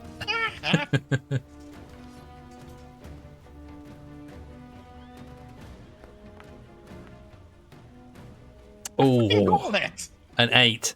Yeah, you summon your Eldritch Blast. This now a slightly different now that you've been in the Feywild. This your normal sort of. Was it more like dragon serpent like kind of Eldritch Blast? Was that how you described it before?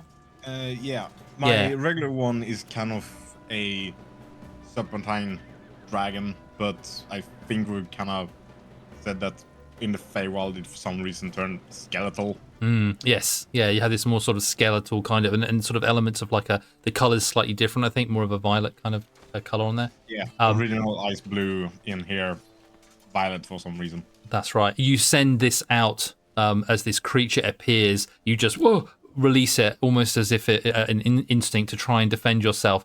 And it sends it off, grazing the shoulder of this beast that doesn't even flinch.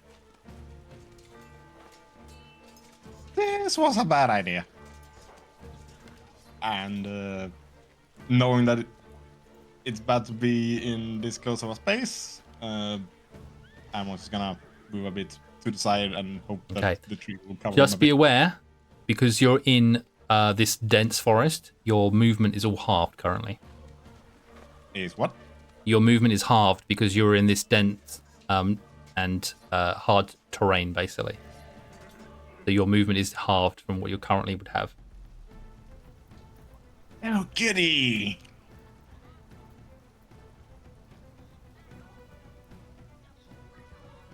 Well, I was gonna move over there anyway, which was 10 feet, and I think my movement speed is 30, so I still would be good, I think. Okay, He doesn't trust the trees enough to go closer trees, but he wants to be out of the direct line of the middle line. Yep, seems good. Think like it's a bad idea to be there. Okay, cool.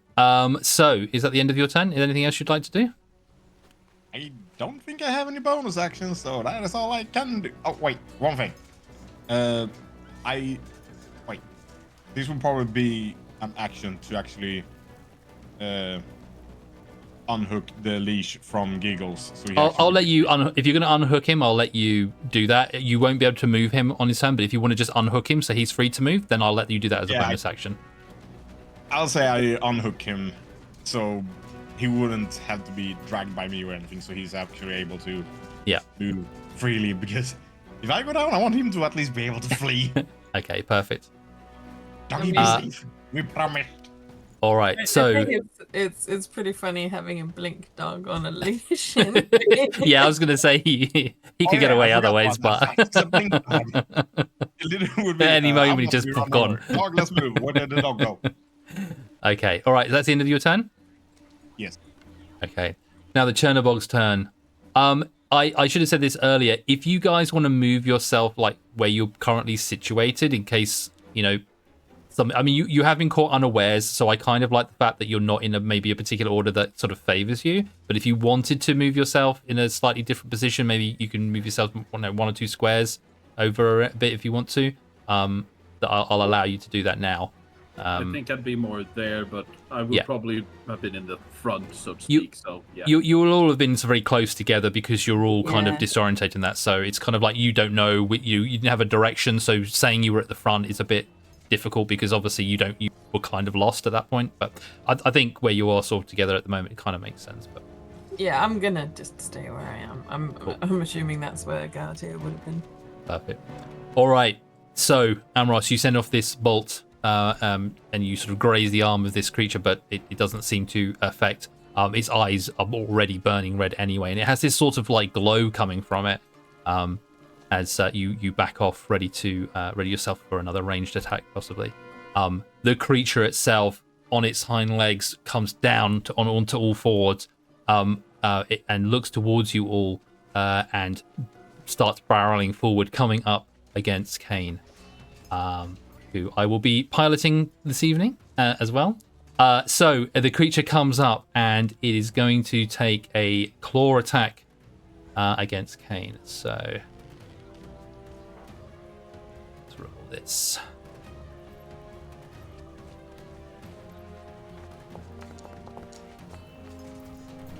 That's a 16 to hit. What is his armor class? It is an 18. Okay, perfect. So the first attack, the Chernobyl comes along, slashes down with its giant paw, and Kane is able to either deflect or his armor stops him from being rendered by the claws as it comes down. However, the Chernobyl turns and then you can see its giant mouth opening, its jaws, huge fangs coming down from inside its mouth. It opens this possibly enormous jaw, ready to come down and take a big bite out of Kane. It will take another attack. Oh look, trade materials.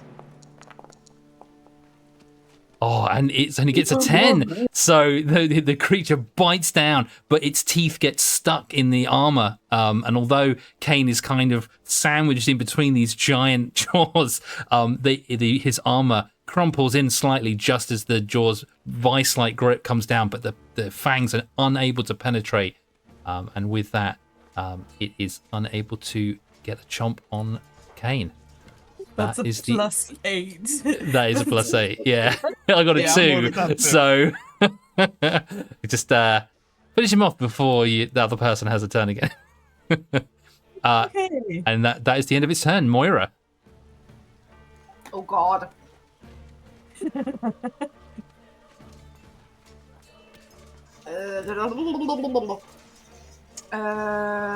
Moira is gonna. Hold on, actually, wait a minute. I need to double check.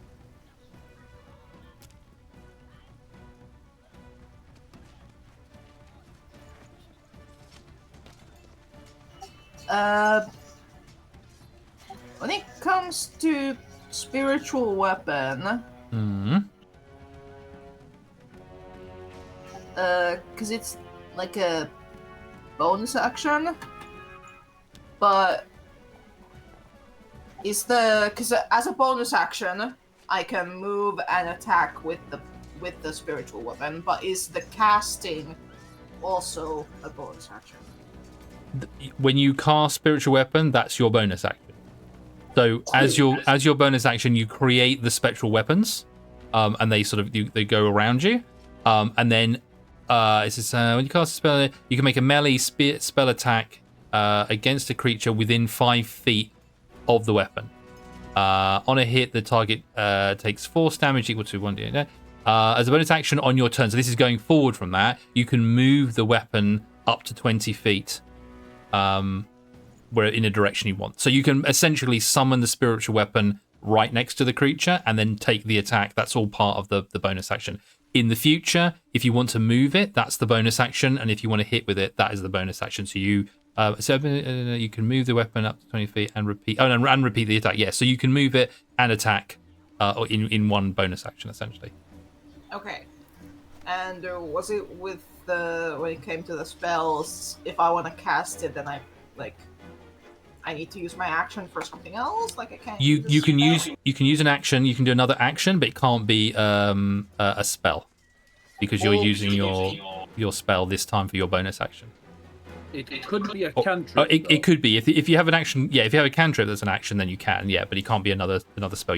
But you would still have an action, like if you wanted to attack with your weapon. Okay. In that case, I will. So many things. Yeah. I'm gonna grasp my holy symbol of the Wild Mother and say, "Oh, flame gathering in the heavens, inflict terror upon my enemies!" And I cast Sacred Flame. Oh, okay. You're doing it for one. Okay. All right. So you're doing a Sacred Flame. Okay. Yeah. I'm gonna see it in a Dexterity saving throw. Okay.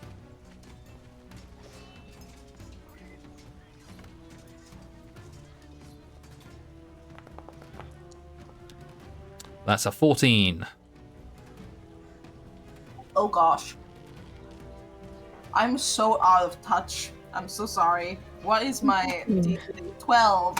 Damn it. So you call this flame down from your sacred flame down from the heavens, but the movement of the Chenneborg, although this is a very big beast, it comes down, but it just grazes the side of it again, missing its target, unfortunately, missing the beast. Okay, now that was an action and a cantrip. Now can I cast spiritual weapon? Question mark. Yes. Yeah. And then I would also like to move. And moving is also available to you as well. So do you want to cast the sacred weapon as your bonus action? well, I was thinking like if I could move and then cast. Yeah, you can do, yeah, because it's got range. Hold on. What is my speed? 25 feet. So And so it's halved though because of the terrain. Do I move 10 feet or 15? So you have 25 normally. Yeah. Okay, so it would be like, was that 12? Isn't it? So you'd have to move 10. Okay. Okay, so you move there, and then you're going to cool down your spiritual weapon. Yes. And what is your spiritual weapon going to be?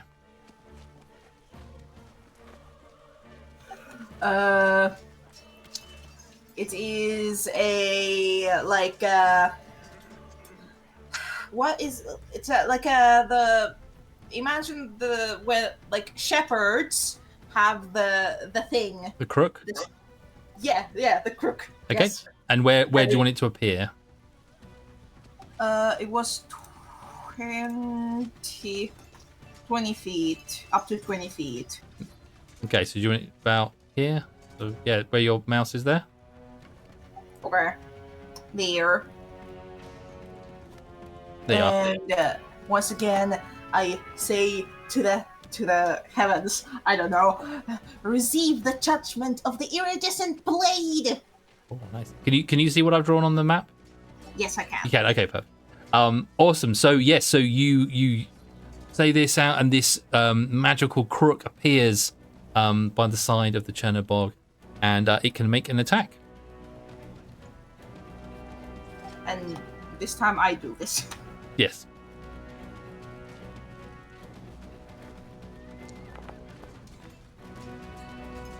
$15? 15. Yes, that beats its armor class. So yes, Yes. the crook swings around and smacking it on the back of the head, and that's 1d8 plus your spellcasting modifier as well. A maximum 10 points of damage. 10 points of damage. And what type of damage is that? Is it just force damage? Isn't it? Yeah. Yes. Perfect. Okay. All right. Yes, you do the 10 points of damage to this creature. Yes. Unfortunately, the sacred flame coming from the sky misses, but as it moves back, you conjure this magical crook that swings round, and it's unable to move again out of its way. Its momentum carrying it, and the crook turns round and smacks this creature on the side of the head, doing some damage to it. Lovely. Okay, I think that is everything that you can do on your turn. So we move on to Galatea. Yay! Yay! Hand-to-hand combat. Yes. So first of all, about how heavy does it look? Oh, it looks pretty heavy. More Pretty than massive. 500 Yes. pounds? Yeah, definitely. It is. It is a large creature, about 9 feet tall, solid muscle, Oh my god. Cool. roaring, Fine. black ichor dripping from its lips. Yay! I am an ant compared to it. I am an ant. I'm stick. Oh, I haven't rolled the cane. Jesus, I was thinking somebody's missing from the list. Okay, it should be Kane. We'll put Kane in a second. I'll put Kane in now, and then I have more time to. No. No, we're good. We're good. If you want to, I can put Kane in first if you want. That would be nice. 'cause Yeah. I'm still flailing with spells. 'cause That was my fault for missing him out of the initiative there. No, it's Perfect. All right. So let's have a look. What can Kane do?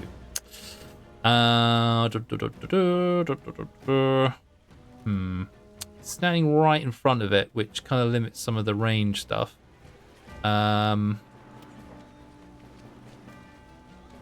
Yeah. I think he likes the shillelagh. So let's say as a bonus action, he casts shillelagh on his weapon. So that's going to give his weapon a magic and increase the dice for its damage. And he's going to put that on. Yeah, he's carrying a quarterstaff or something, isn't he? Where is his inventory? Yeah, he's got a quarterstaff. So he's gonna cast that shillelagh as his bonus action onto his staff, as he is wont to do, and he is going to try and take an attack with his shillelagh. Nice, and he gets a 21. So he is going to brandish his magical staff and try and smack this thing in the face. Doing another 9 points of damage. Perfect. Nice. Okay. Nice going, Kane. Okay. Perfect. Yeah, he hits this creature in the face with the staff. It tries to bat the staff away, but he just managed to poke it right in the end of the nose, really hurting it.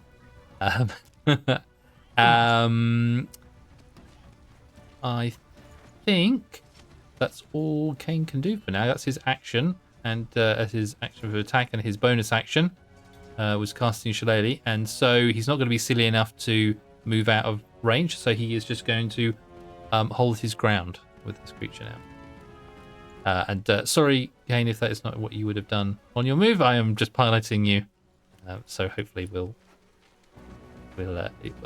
keep you safe. All right, so. It's fine. Okay, Galatea, it is now your turn. Yay. Okay. I'm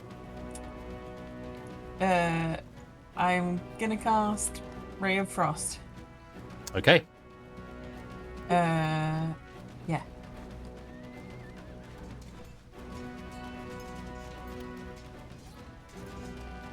There we go.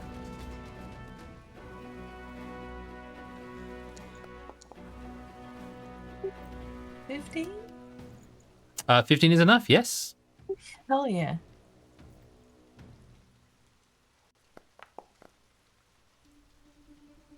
Three! 3, yay! It's Perfect. something. So yeah, you send your ray of frost out towards the beast, and you see this like little cold sort of spot on the beast, like and frost go across it, and it shakes it off of its face, pouring at its face, trying to get this cold tingle that it's got. And yeah, do a little bit of damage there. What would you like to do as your bonus action? Well, can I use am I within range of the thing? What? Or am I okay? What? Of the creature. As in, if I move out of the way, will it hurt me? But you don't know what its range is currently. You can try, and then you can bravely move, and then if it happens to be still within range and you get attacked, then everyone else will know.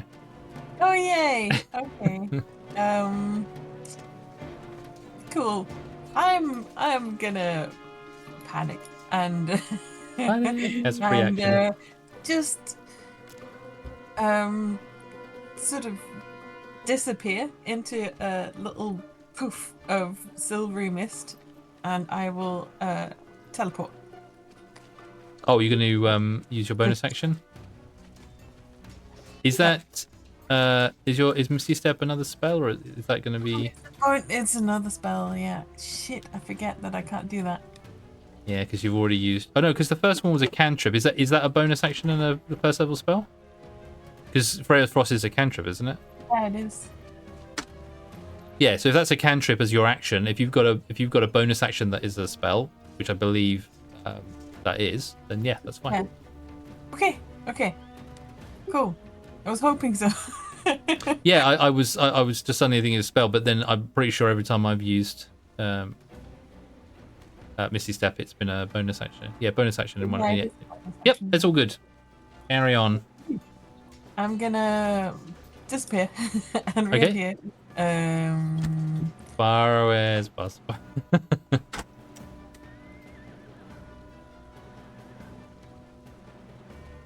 Aha! There Perfect. was a button for that. Lovely. Okay, so you disappear, bamp, over to behind the rest of the party. So the rest of the party doesn't know where you've gone. You've just disappeared, looking forward at you. I'm gonna call down to Amaros, asking if he can. Can you make water?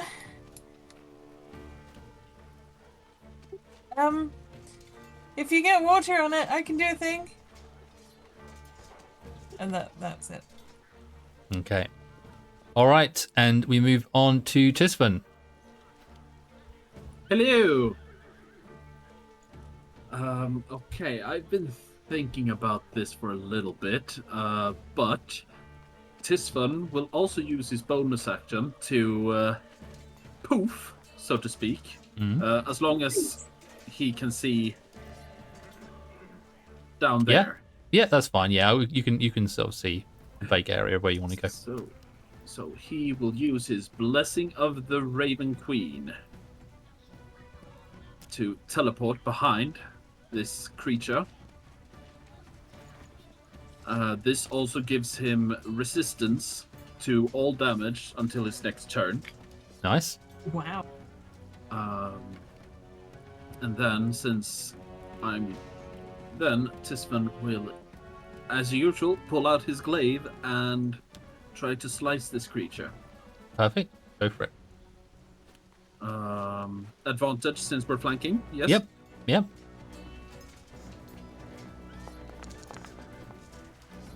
Swanky boy. 18, yep, that hits. 6 damage. 6 points of slashing damage. Nice. Okay. Yeah, you slice into the back of this creature that roars as you kind of rake across its back. When you're digging that glaive in, you noticed as you're cutting down, you do cut, but it's got a tough pelt on it. So you have injured it, but it was you weren't getting through quite as easy as some of the other things that you've killed. All right.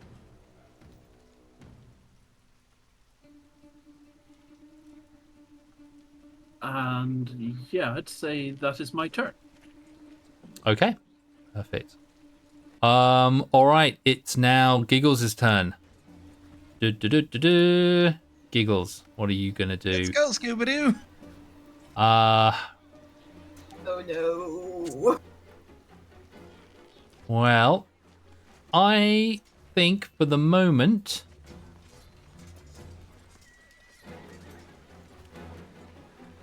I think having had the conversation with Amaros before, knowing this creature is probably out of its level, it is going to run back over to you, Amaros, and it is going to go into more of a sort of a protective stance to try and keep you safe, being the closest thing he has as a companion, as a friend. More meat later. Yeah, so he's going to stand there. He's not going to attack this thing.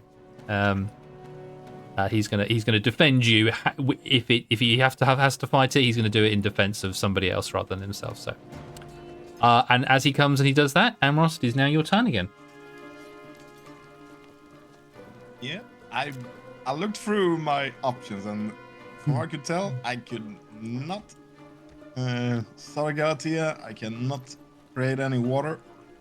However, I have one thing I want to try that I've not used in a while. And he puts his hands together, rubs them a bit, and then blows out this bluish white mist in this area, and he casts Fair Fire. Okay, lovely. Let me bring up the spell details. Oh, there. Perfect. Okay. Yeah, I just need to find the bloody thing. 20 feet cube. Yeah. So it needs to do a saving throw. Needs to beat 13 dexterity. Okay.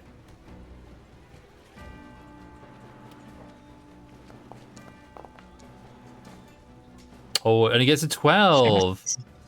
So yeah. That's good to know. What color is this fairy fire that you use? It is an icy blue that leaves a sort of an icy coat on anything it lands on, so he has a bit of a frosty tinge to him. Excellent. So you get this, so yeah, And, icy, That frosty gives us tinge. a bit of a light, so he will not be able to go invisible. Perfect. Attacks have advantage. Keep Excellent. smacking, boys. Cool. So yeah, any attacks rolls against him, the creature now have advantage on the creature. Perfect. All right. Anything else you'd like to do on your turn?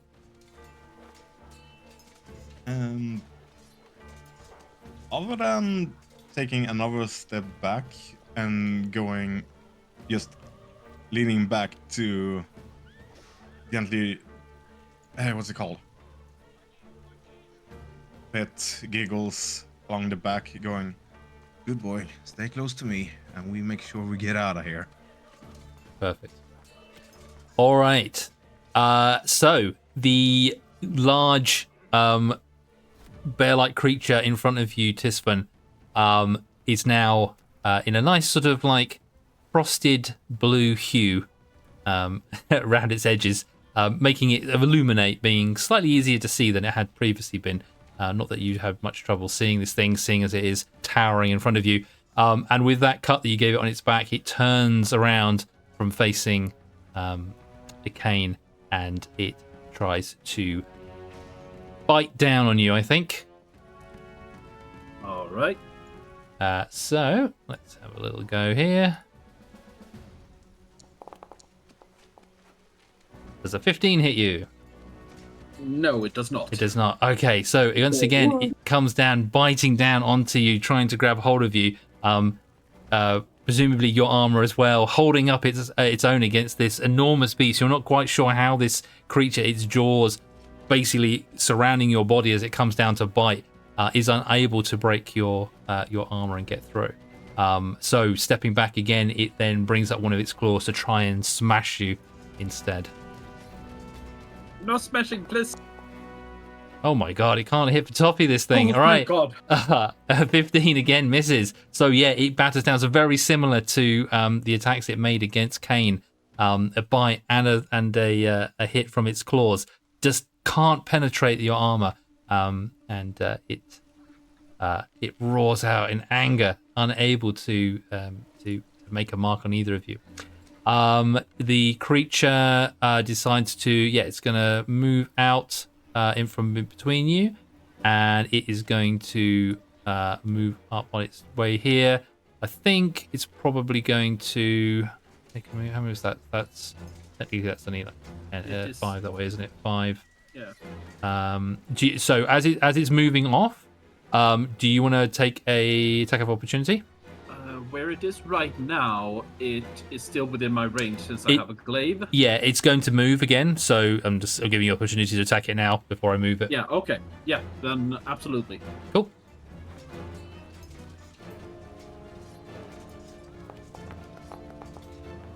Oh, what's with Tisfan in the natural 20s? Jesus. Every time, everything you've attacked in this game so far has had a natural 20 associated. Okay. Of course, I add my divine smite. Oh, sorry. Love Tommy. What did you say? That's what we spend all our bad rolls on. Yeah. And of course, I add my divine smite. So this is a reaction. So you I don't know if you get to use that as a reaction. When you hit a melee attack. Oh no, when you hit a melee attack, you can expend one spell slot for do to it. Okay, yep, cool. Okay, you can do that as well then.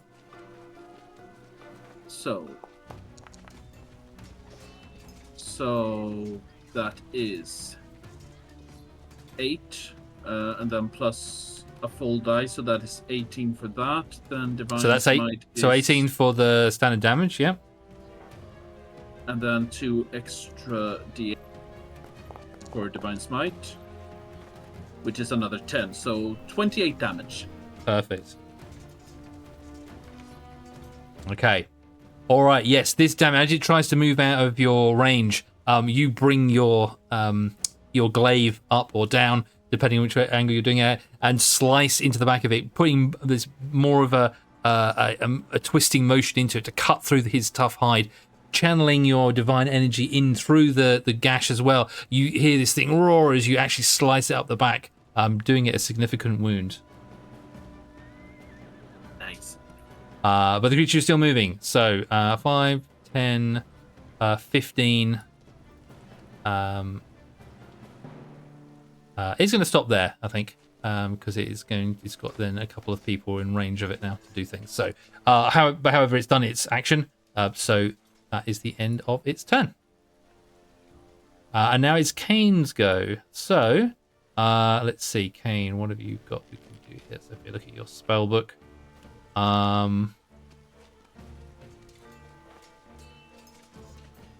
okay, I think he's going. Oh, hang on, is that arranged or action?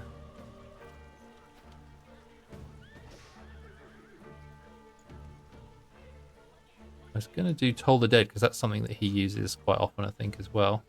Yeah. So, point of the creature that is within range, bells. Target must succeed on a Wisdom saving throw or take 1d8 necrotic damage. If the target is missing any of its hit points, instead takes 1d12 necrotic damage. Okay, so he's going to point his finger and go, "Hey, you," and use his Dolores spells of his deity to try and damage this creature. So I need to do a Wisdom saving throw.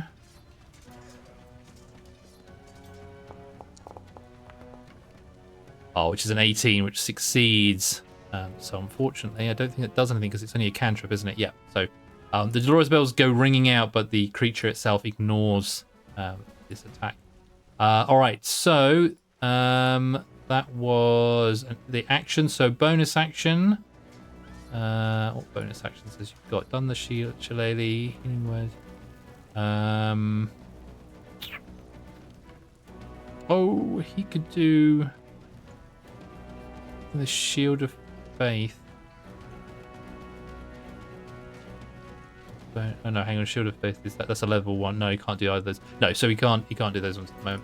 All right. So that will be the end of his go currently. Let's see. Can he move anywhere?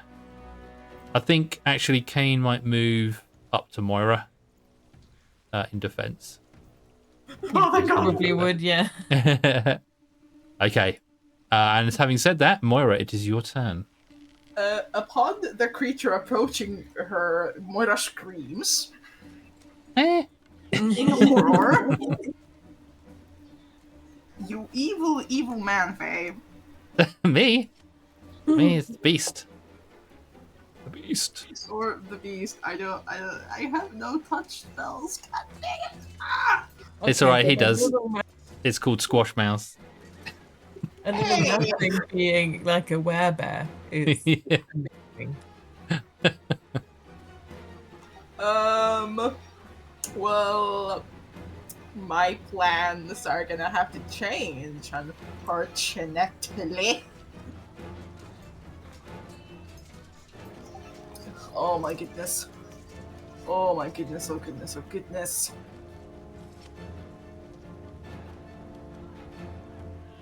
I have nothing. Well, I'm just gonna have to come up with something on the fly. I'm gonna poison spray. Okay.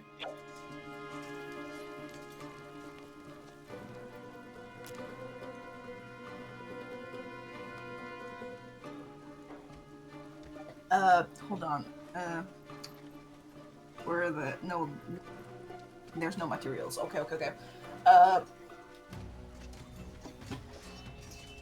By the name of the wild mother, stay away, beastie! And Moira's just gonna kind of blow some imaginary dust from her hand, but there's nothing, but it's this greenish dust just kind of poof.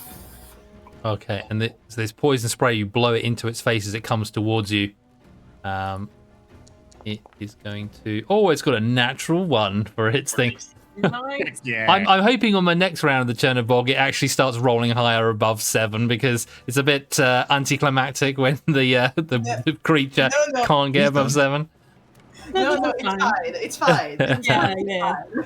Okay, so you send this spray as it's coming towards it, and it hasn't got time to react as it runs towards you to avoid this noxious gas, and so yeah, it takes a full face of this poison spray.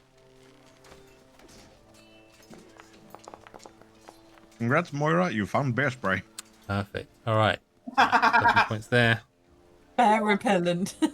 Okay, yeah, and so yeah, you can see it coughing and sort of spluttering as this horrible noxious gas it gets into its face, and it sits there in front of you, its mouth gaping open, growling at you. Again, this black ichor just sort of dripping, making pools of black ichor on the ground around its mouth. Okay, I do not like being so close to this guy, so I'm gonna take a risk.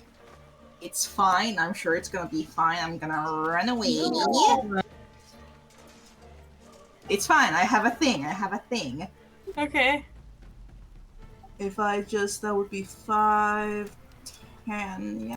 Do you have shield? Please say you have shield. Why can I not move myself? I don't know. Oh no! What did I do? Where do you want to move? I was talking at the same time.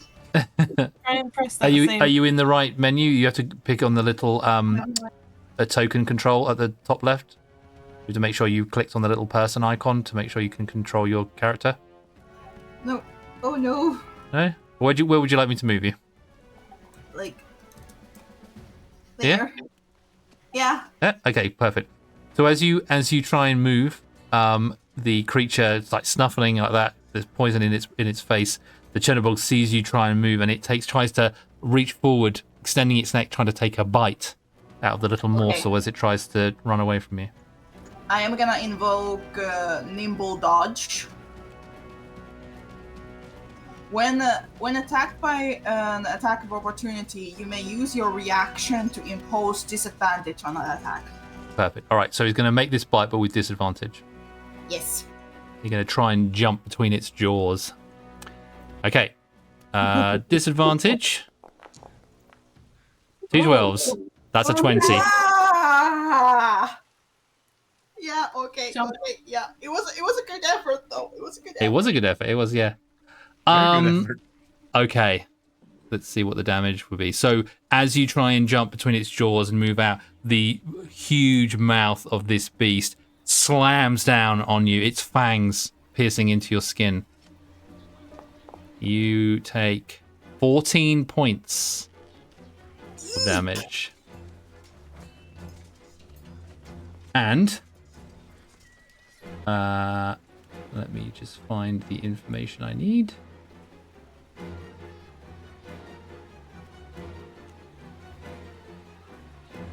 Oh, where did I write that? Oh shit. Oh, here it is. Okay. Blah, blah, blah, blah, blah.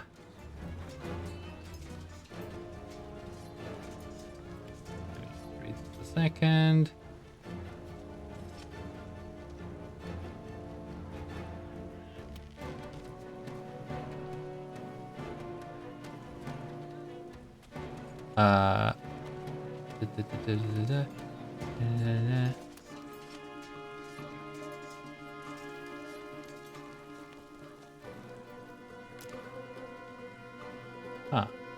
Okay, I'm going to have to look that up in a second because I haven't written down the right information here. Okay.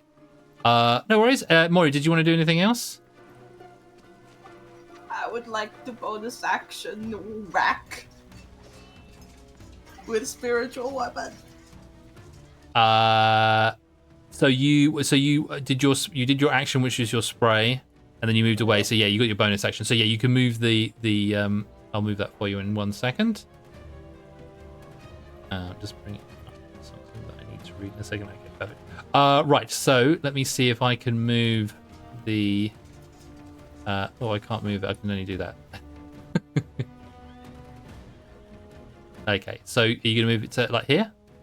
Yes. Okay, perfect. All right, so you move the crook over. It floats towards the creature, and yeah, you can make an attack.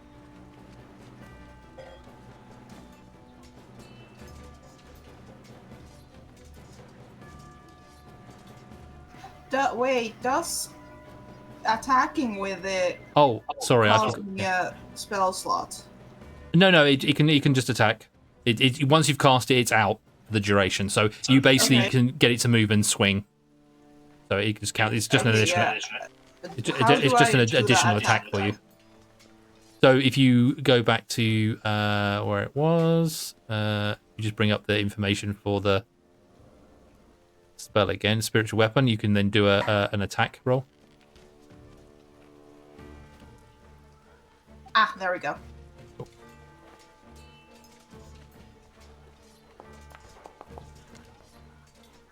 15? 15 does hit, yes. Phew.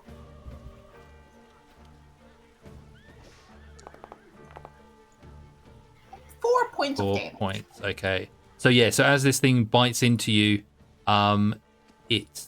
Oops. Under that. As this thing bites into you, your spiritual weapon comes up in defense of you and starts slamming it in the back of the head, and it bangs it. Sparks fly off. You hear it sort of like growl as it hits it. It doesn't seem to do a lot of damage, but it has managed to make contact. Right, so this is the thing I forgot to ask you to do, Moira. Could you please, with that bite, could you please make me a Constitution saving throw? Uh-oh. Mm-hmm.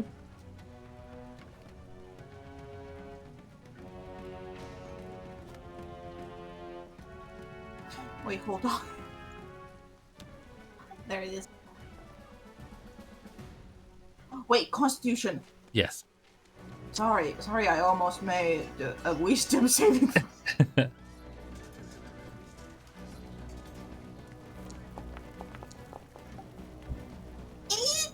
Okay.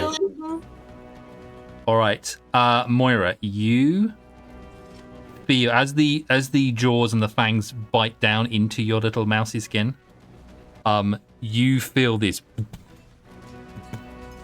Your heart pounds in your chest, and you feel the black ichor that sort of was dripping from this mouth and the fangs of this creature pump into your bloodstream. You are currently infected. Okay. Where are the weber? The tiniest weber we've ever seen. No. Okay, and that's the end of your go, Moira. So Galatea, it's now your turn. What does that mean? I can kind of see that being adorable.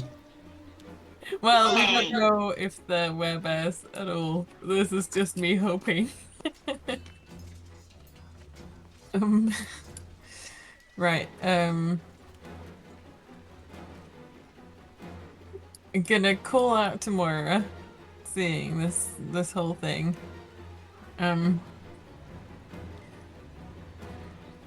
Go, Moira. I'm gonna lift you. Don't resist. And the wind sort of picks up around Galatea, billowing the cloak, throwing off the hood, hair flying up out of the little hair tie, and she casts Levitate on Moira.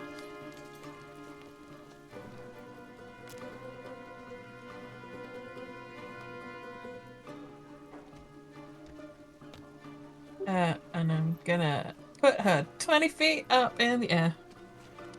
Okay. Target can move only by pulling it against fixed objects. So you basically levitate Moira 20 feet into the air. I'll say that there is kind of canopy and tree branch cover there. So if you wanted to, Moira, you could use some movement to pull yourself along the tree branch, so you're not just floating helplessly in the air without being able to move at all. Well, I was gonna say if she's not near anything, I can move her on. Oh, I see. Yeah. Well, you're in the forest, and you've got this dense canopy above you that's blocking out a lot of the light and stuff. So we'll say that there are branches and stuff that she could potentially pull along, just so she's got some movement of her own. Okay, Moira, you are 20 feet up in the in the branches of the tree, pretty much where you sort of heard and saw some sort of creatures moving around earlier on. God. This is fine. Galatea, anything else you'd like to do on your turn? This is just making a guess that she weighs less than 500 pounds. I would say you were fairly light, being Yes. a mouse. So I think that might be all I can do. That. would you like to move or? Oh yeah. Yes. Yes, please. How far? I can only move like 15 feet, can I? Yeah, half of whatever your movement Yeah. speed is.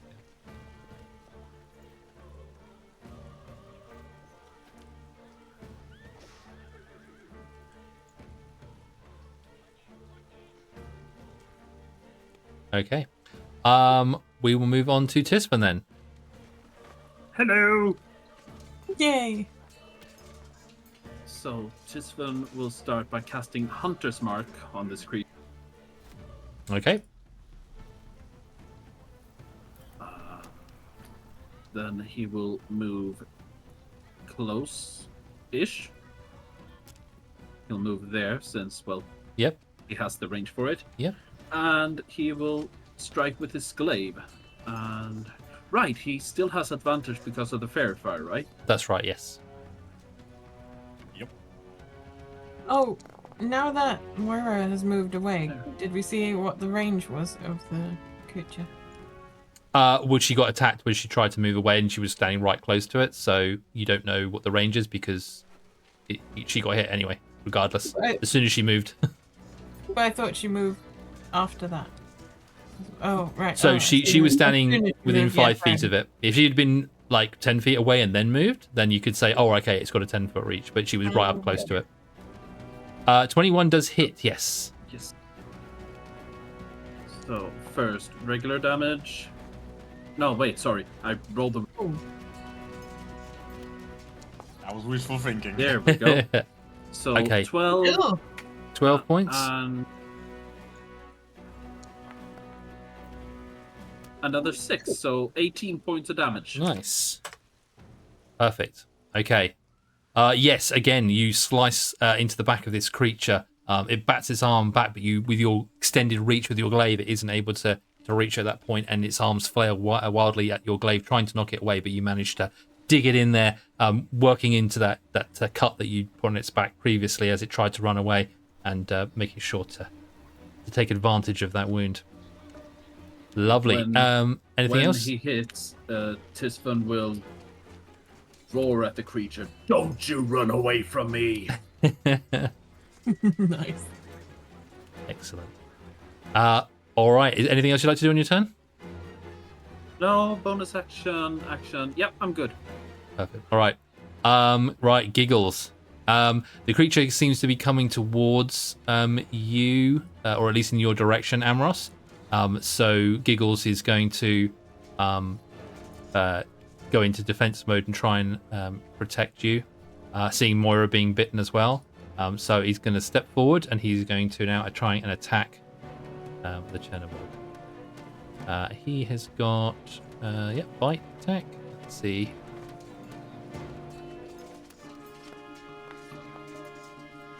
Fortunately, he can't quite break through the skin of this huge bear-like creature, and so he does his best to run up and try and bite into it, but unfortunately his fangs don't penetrate deep enough, and the Chernobyl hardly notices that he's there.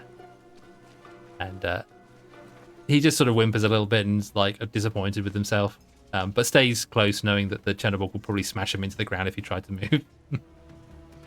And that is the end of his go. Oh, actually, you know what? Is it a bonus to teleport? No, this is an action, so he can't teleport away. Okay, so that's the end of his go. Amros, it is your turn. All right, you bloody bitey bastard. How about you shoo on this ball? And he's gonna cast Chromatic Orb. Oh my god, there's a lot of people around. Okay. Yeah, but it's not a splash one from what I can see. Okay. Okay. Oh yeah, because you've got the diamond worth 50 gold pieces now. Cool. Yeah, we. What's his name? Nico. Yes. We did trade with that one, so I can finally use it. Yay! Cool. Yep. So you're gonna make a spell attack, and what type are you gonna do? What type of orb is it? Oh, it doesn't matter. Of course It's a natural one. So, so I you hit with this spell once, and that time it wasn't even valid because I had the wrong component. you technically you have advantage on the attack, so you can roll again. Oh yeah, that's true. Yeah. Please. 18, That's way yay! better. There you go. Thank you for reminding Good me. thing of you that. got the fairy bar on you. Yes. Let's see if he's like to bite the splash of acid. Acid? Okay. Go for it. 11 points. 11 points. Nice. So yeah, it doesn't like the taste of acid. And this acid coats over it, and you can see that it's starting to burn and sizzle. Its fur being affected by the acid as it's burning into its skin, and it roars again. Its eyes, if they could burn any brighter, they would do in your direction, Amorous, as you cast again another spell to burn it. For anyone who wants a reference, just think of Taco Bell. Okay. Any other thing? That is the end of my turn, yes. Okay. We move back to the Chernobog. Choices. Doesn't like the fact that it's been cut by the blade in its back. Doesn't like the fact that Amoros is using his spells and stuff on it as well. It does like the taste of the mouse. And it's indifferent to Kane currently. He did bump it on the nose earlier, but it's not really sure. But Mouse is very far up. yeah, he's sort of surrounded. He can't quite get to Mouse very easily at the moment. So what's he gonna do? I guess this dog's in the way as well, isn't it? As well. So I guess he's going to. He probably wants to like finish off the meal for the mouse, but unfortunately there's this armored guy in his way, so he's going to take an attack against Kane. He's got no choice. He's going to have to do it. So, all right. First of all, he's going to try a claw attack against the armored chap in front of him. Another 7. What the hell is with 7s? Right. So yeah, he strikes out with the claw, misses with a 15, and so he follows that up. Is he going to bite you, or is he going to... I think he would swipe at Kane while trying to get through to the mouse. Miss you because he's more focused on the mouse. As he's coming through to try and find a gap to get past you... Actually, he can move diagonally, can't he? So he could move there. Oh no, it's going to be in flanking. If he does that, it'd be stupid. He's pretty smart. So let's go here. He's going to come up to... Sorry? Also, the spiritual weapon is right beside Kane. It is, yeah. Don't think he can pass through that if he were to go diagonally. Well, there's a 5-foot gap here. Technically, you can squeeze through the gaps and stuff and move through them. So he doesn't need to have that. He slows his movement, but he can get through. But yes, you're right. Although it's a spiritual weapon, and technically he could probably move through it, I guess, because it's ethereal. But yeah, I get what your point is. Yeah.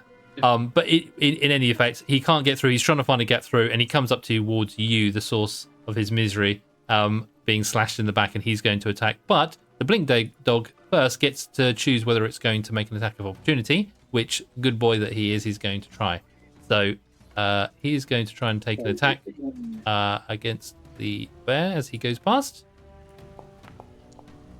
Oh, he gets 21. Nice. All right, so let's see how much. Be the goody boy. How much can he do? 6 points of damage. Nice, good boy. He bites into this thing, trying to protect you guys. He does a bit of damage like that. The Chernobog is actually looking not so great at the moment. For all its ferocity and its size and scale, the damage that you have managed to do to it so far have definitely weakened it significantly. So it's not as confident as it was before. However, it has got another attack, which is a bite attack, and it is going to try and make that against you, Tisfan.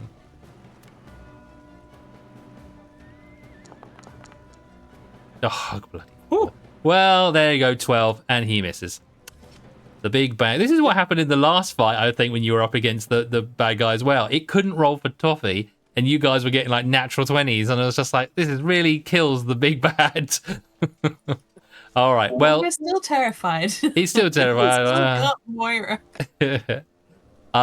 So that's what it does. It tries to take a swipe at Kane, misses. Tries to take a swipe at Tisfan. It's just not focused. It's trying to push you out the way more than really attack you at this point. It's got a taste for mouse, and it needs to get it. And even though it's 20 feet up in the air, it reckons it can probably climb a tree and grab you. So it's gonna try with its might. And that's what it's going to do for its turn. So, Kane's turn now. Right, Kane, let's see. What have we got?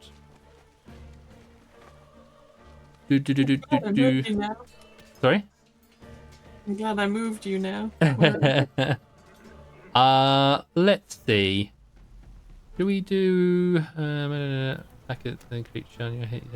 Yeah, he's going to try inflict wounds. He's going to try and take a swing at this and try and do some... cast level.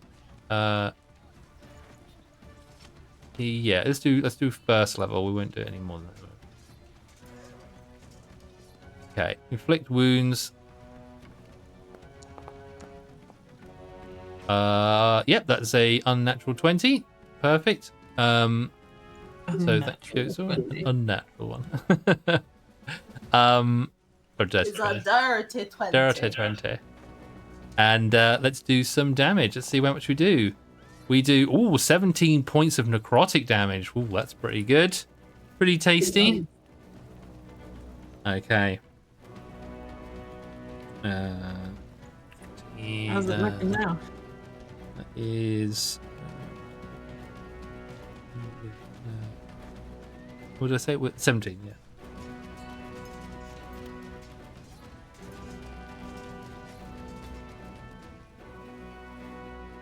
Okay. Perfect. All right. Yes. So it took that necrotic energy. It didn't seem to do quite as much damage as Kane was hoping to on that one. The necrotic energy sort of goes into its body, but seems to be sort of absorbed or dissipated as it goes through. But still did some damage to it, and it is still looking slightly worse for wear at the moment. Okay. I don't think he has a bonus action that he can really do. Being a cleric, cleric's not great for... He will probably try and flank then. He keeps doing Yeah, because he can move. So if he moves to here, he'll be able to flank with this one. Not that it makes any difference because he's got advantage anyway because of the fairy fire, but yeah, but it's all good. It's pinning him down anyway. Perfect. All right, so that's what he's going to do, and now we move on to Moira, floating 20 feet in the air. Oh god! Oh god! Oh god! Oh god! Oh god! Oh god! Do I see that? Are there eyes? You stole a fizzy lifting drink.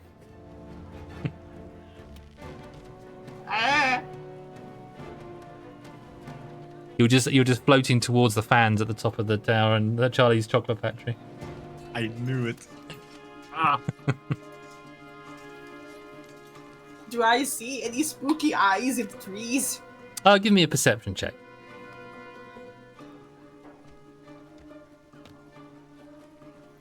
Why can't I find anything anywhere anymore? I understand. This is Natural one. You don't see anything, unfortunately. Your face is currently buried in a branch that is covered in these like thick leaves, and so you can't see anything. You're like, oh, I can't get this brush out of my face, because you're being levitated up towards the branches. So yeah, you don't see any eyes or anything. Okay. I guess we're just gonna blame that on the frickin' whatever ichor poison thing that is going through my veins. Apparently, not terrifying at all. That is, I guess, my action then. No, you can have that as a bonus action, the perception. Okay, but I wanted to attack with the. Oh, I see. Well, okay, well then, yeah, we'll call that your action if you want to use that as your perception, I guess. Okay, another question. Yes. Can I move? I am being levitated. Can I move? Yes, so you can move if you've got something that you can hold on to, and so we said that because you're sort of up in the canopy of the trees, there will be branches and things. So we'll say that you've got some that you can pull yourself along. Okay. I don't really know where I want to go though. But since I'm levitating in the air, can I do my full movement? So I'm going to say that you still half because obviously you're having to pull yourself along rather than having to, because it's very dense up there and you're having to pull yourself through branches. It's not like walking. So you're still going to be at sort of a disadvantage for movement. Okay, yeah, sorry. So many things coming through my head. Okay, I'm just then gonna... No, it would be 10. That doesn't really help. Whatever.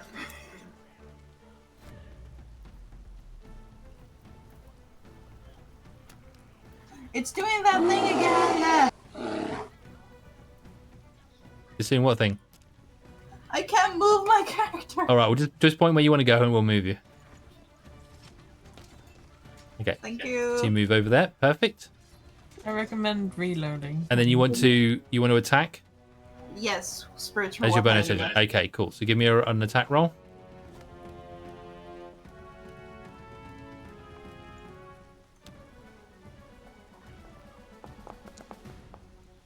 The natural That is one. also a natural So one. yeah, unfortunately the spiritual weapon swings and this time misses the Chernobyl ducks underneath the swing of this thing.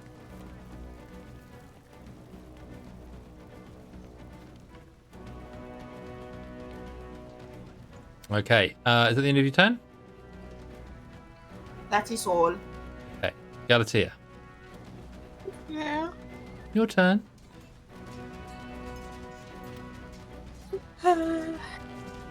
Okay. I'm gonna do where is it? I lost everything.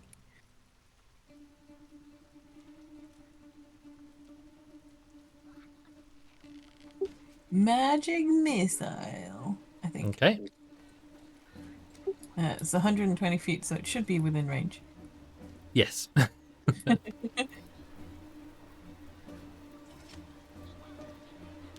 And it just hits. It does. doesn't get to Yeah, resist. it doesn't. So you've got 1d4 plus 1 force for each dart. You can roll Yeah, your no, damage. it's 3, isn't it? Yes. 4 points. 2 points. 1 point. 2 again, because you get the add-on as well. Yeah. I rolled 2 Cool. ones. So that is 8 points of force damage going into it. That could have been so much better. But it's pretty good. It's still good. These darts of energy just blast into the side of this creature, and it growls as these things slam into its sides, as it feels itself starting to be cornered on either side by these two armored characters, and being assaulted from afar with the force darts. Okay. End of your turn? Or your movement, or? I would like to move more 20 feet towards me. Okay, so you're gonna levitate across. Cool. Is that you can do that as a bonus? Is it? This says you can change the target's altitude up to 20 feet in either direction on your turn. Oh, it doesn't say. It's just up and Never down. mind. Never mind. I will just is there room above her? I mean, you can send her further up into the canopy if you like. I'm a little worried about her falling. What is the spell? I'm trying to look back to the history thing to find it again.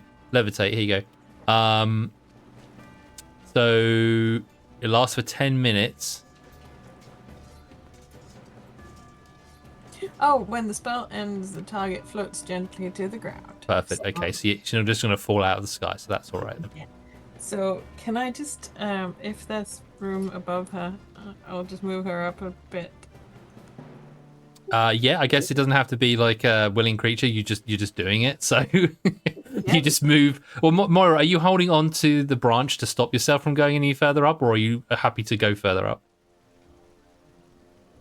I would prefer not to go. Okay. So, like, I'm holding on to some of the branches. So Moira's holding onto the branches. You try and levitate her. You can feel the resistance, and so you're like, oh, okay. Yeah. Okay. Yeah. You just see her legs be like being pulled, and just like, trying to hold on for dear life. I think that's it. Then. Okay. I don't want to move too far away. Perfect. I feel like I'm okay. Go for it, Tisvan. Slice and dice. Dice and a dice. Nice.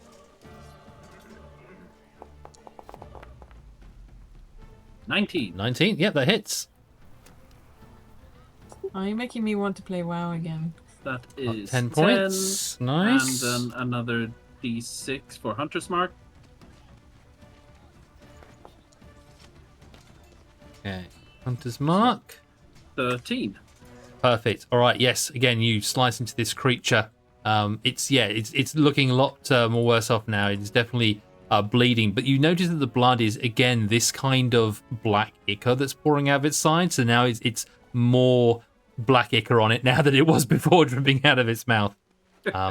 So it's getting a bit sloppy around there. Anything else you'd like to do? No, that's it for now. Okay. I think that. Let's see. Pink dog. Because it's now moving away. I think he's going to move back up to you, Amros, in defense of you, just in case he comes again.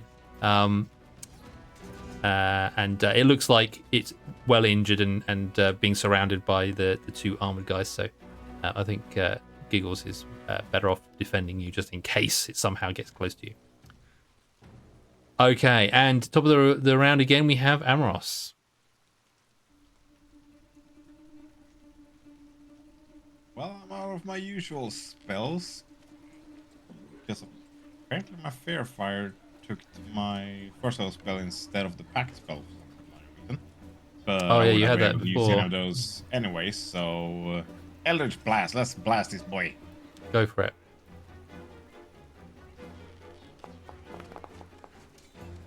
Yep, 18 hits. Oh wait, right, advantage. Let's see if I actually can crit. Oh yes, yeah. See if you can get a crit. No. No. But I still do damage at least. Good thing it's not disadvantage. Perfect. Oh, nice. 13 points as That's this a nice Eldritch Blast blast. slams into you. Perfect. Into it even. This will be a prick. I'm aiming for the eye holes. Wait, is that max damage? That's pretty good. Yeah. Yeah, very good. Okay, this thing is getting looking like it's on its last legs. It's not having a good time at all. Hell yeah. Anything else you'd like to do on your turn? Not really much I can do. I mean, I have no reason to really move back considering he's kind of locked where he is. So Yep. I'm good there. And I have best Scooby-Doo in the form of Giggles here. Yeah, He's good. perfect. Okay, it is now the Chernobog's go again. All right, let's see.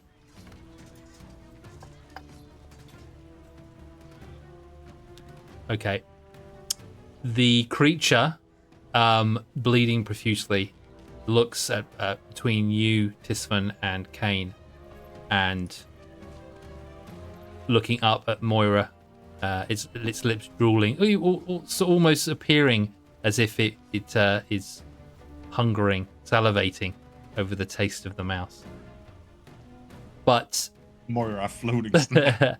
but looking between the two creatures around it, and knowing that it is heavily injured, it instead disengages from the fight and runs off into the bush. So Kane and Tisvan both can make attacks of what's it? Opportunity. Opportunity, that's the word. Yes, you can both make opportunity attacks. A 12 is not going to cut it, unfortunately. So you miss with the glaive. Let's try for Kane. He is going to try and strike out with his shillelagh quarterstaff. Shillelagh. Actually, it should be this one if I use, because this has got the plus the attack. Oh, I should have done advantage. Shit. Okay, the first one isn't going to hit, so let me do that again. Oh yeah, did he still have advantage? Or did And that's you a already 14. roll it? Oh, no, it's a 15. 15 is They going to still hit. have advantage. Yeah, he had advantage. I just forgot to ring because everyone has advantage because it's verified at the moment. Verified, yeah. And he does. He hits with that. So let's roll damage. That is 5 points. Okay, so you get the strike on it as well. You hear it sort of lolloping off into the undergrowth as it tries to get away, heavily injured from all your attacks. So let's see. So that's 5. And it barrels through the forest, 40 feet into the undergrowth. 40. Oh yeah, because Actually, can it? Hang on a second. Let me just see. can it both disengage and sprint? It's not sprinting. It's not sprinting. No. Wow. Okay, that is the. Can it do anything else? Is that the end of it? I think.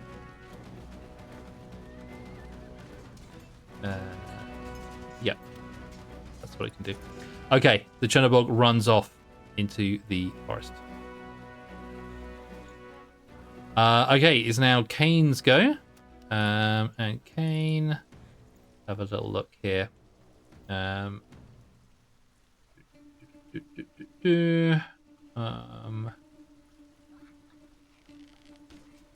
Let's do the guiding bolt.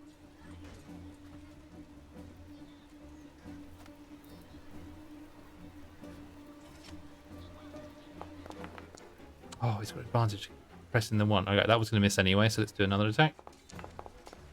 And that's an actual 1. Okay, so Kane fires off the guiding bolt. Unfortunately, as he's shooting it, this creature, as it barrels through into the denser forest, the attack does not quite go off, unfortunately.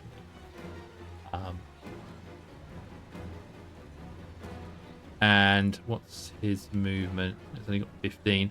He will move to about sort of the edge of the forest, that he can still sort of see it at distance. But the creatures seem to be barreling off, trying to make its escape. All right, Moira.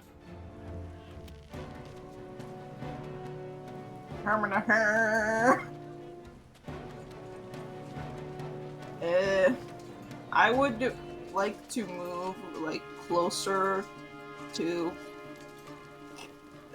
Kane if I can. I'm still levitating. So you're 20 feet up and you're holding onto the branches. So again, your speed is halved than what it would be because it's very difficult to pull yourself as you're sort of floating in the air. But you can move closer because of that movement. Okay. There. Yeah. Go there. And then I. Ooh.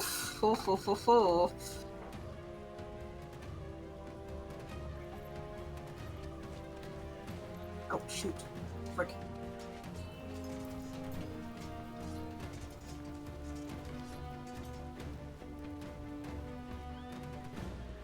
I can do it! I can do it! Yes! A sacred flame, this fish! Yes.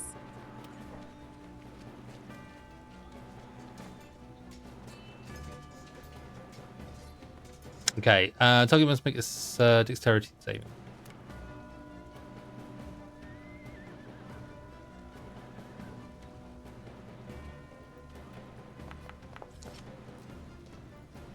Seven. Nice. 7. That is a fail. 7 points of radiant damage. 7 down. Nice. Okay. Is it dead?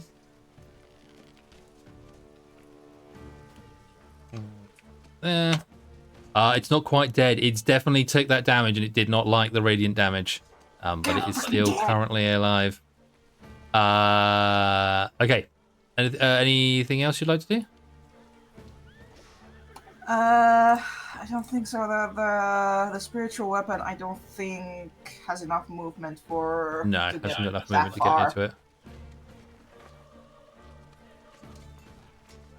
Yeah, no. Okay. Galatea. Yeah. Can I? You've seen the creature barrel off into the woods. Currently from where you are, you don't have visual on it. Okay. Can I? How far was it? I can move. 15. Yeah, half of your normal feet, which is yeah. Can I move to there? Yep. Cool. Can I see it from there? Give me a perception check. See if you can see it. You're quite a way back, and this is dense forest, as we discussed before. I've let the guys who are like very near to it, where it barreled through, go because there'd be like a pathway where it barreled through, that they could see through. But from where you are, you're basically got to try, and any attacks would have to miss like loads of the tree cover that's in front of it. So Yeah. I don't think you can get a clear shot currently from where you are. Well, I'll try. Okay. Can I see it? Okay, so 22 perception. You can know the direction it is, yes. So you can try and aim through there. I will try and aim through there and Go for use my magic missile. Magic missile.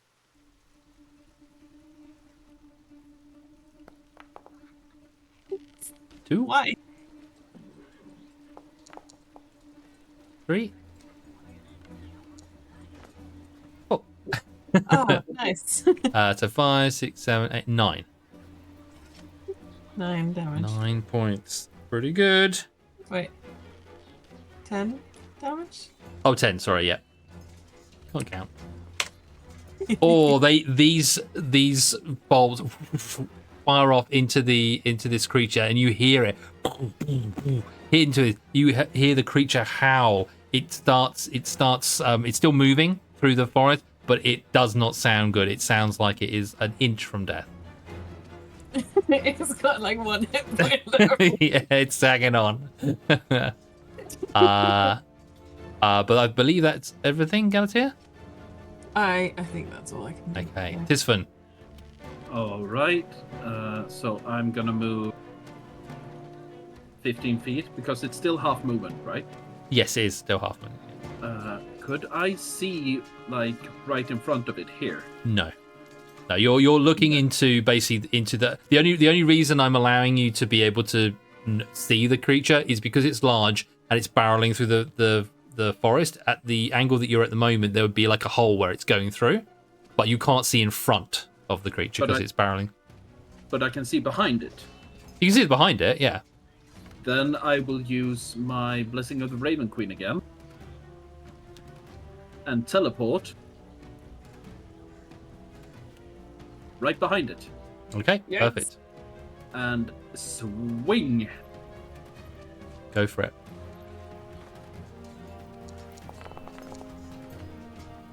$20 hits. Yes.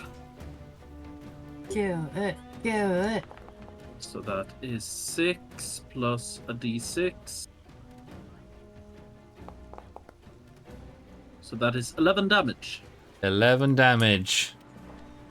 And with that final blow,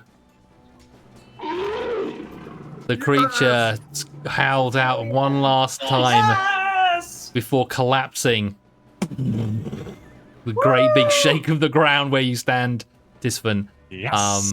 And the creature falls dead at your feet.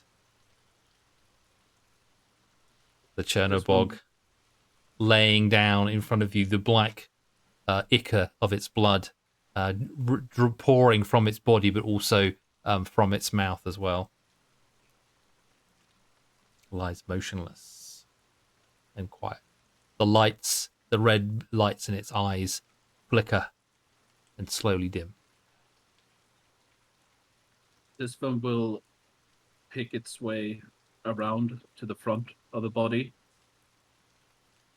and slam the glaive straight down into the head just to make sure that it's actually dead.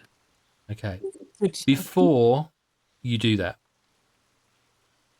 as you move round the body, the cold body laying there still, you walk past it, trying to avoid as best you can the ichor that sort of pours out of it. And you stand in front of its head. You raise the glaive high. As you look down at the creature, you see the body, the ichor from its body slowly sort of ooze and separate. And the large body of this beast seemingly starts to break down. The black of its body turns into this similar kind of ichory substance and just sort of move and flatten out and spread across the ground. And as you see this happening, you kind of take a few steps back so that you don't get this on your boots or anything as well. And as the ichor separates and spreads, it starts to sort of dry, and this sort of ashy kind of residue just sort of gets caught in whatever draft or wind that is there, and it sort of blows around. And where the body of this huge beast had been, you see a smaller body that was inside what was covered by this black ooze, and you see what looks like a half elf man laying face down in the dirt. And that's where we'll leave it for this evening. What? What? What? I thought if anything, it shit. would be the lady, the girlfriend. Me too. I kind of want so too. Oh my Wow. God. Twist. Wait, does that mean More that there's more of questions. them? More Oh, questions. How dare you? But thank you very much for playing, everyone. I hope you enjoyed tonight's session. Oh, I Oh, really yes, enjoyed it. very much. It was so good. I needed a good combat to break out. Thanks for that. Yeah, I was thinking we would do a combat at some point. Oh yes. But yeah, I didn't want to cheapen your victory having this thing run away, but there are reasons why it was running. But that is something for us to discuss next time.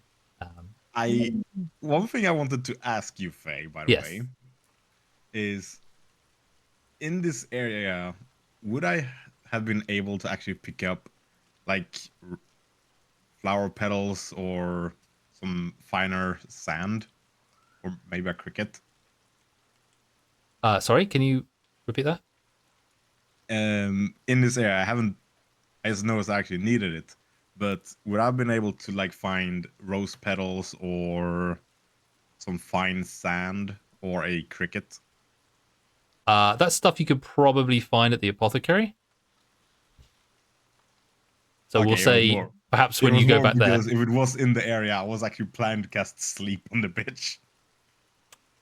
On who? You're confusing me now.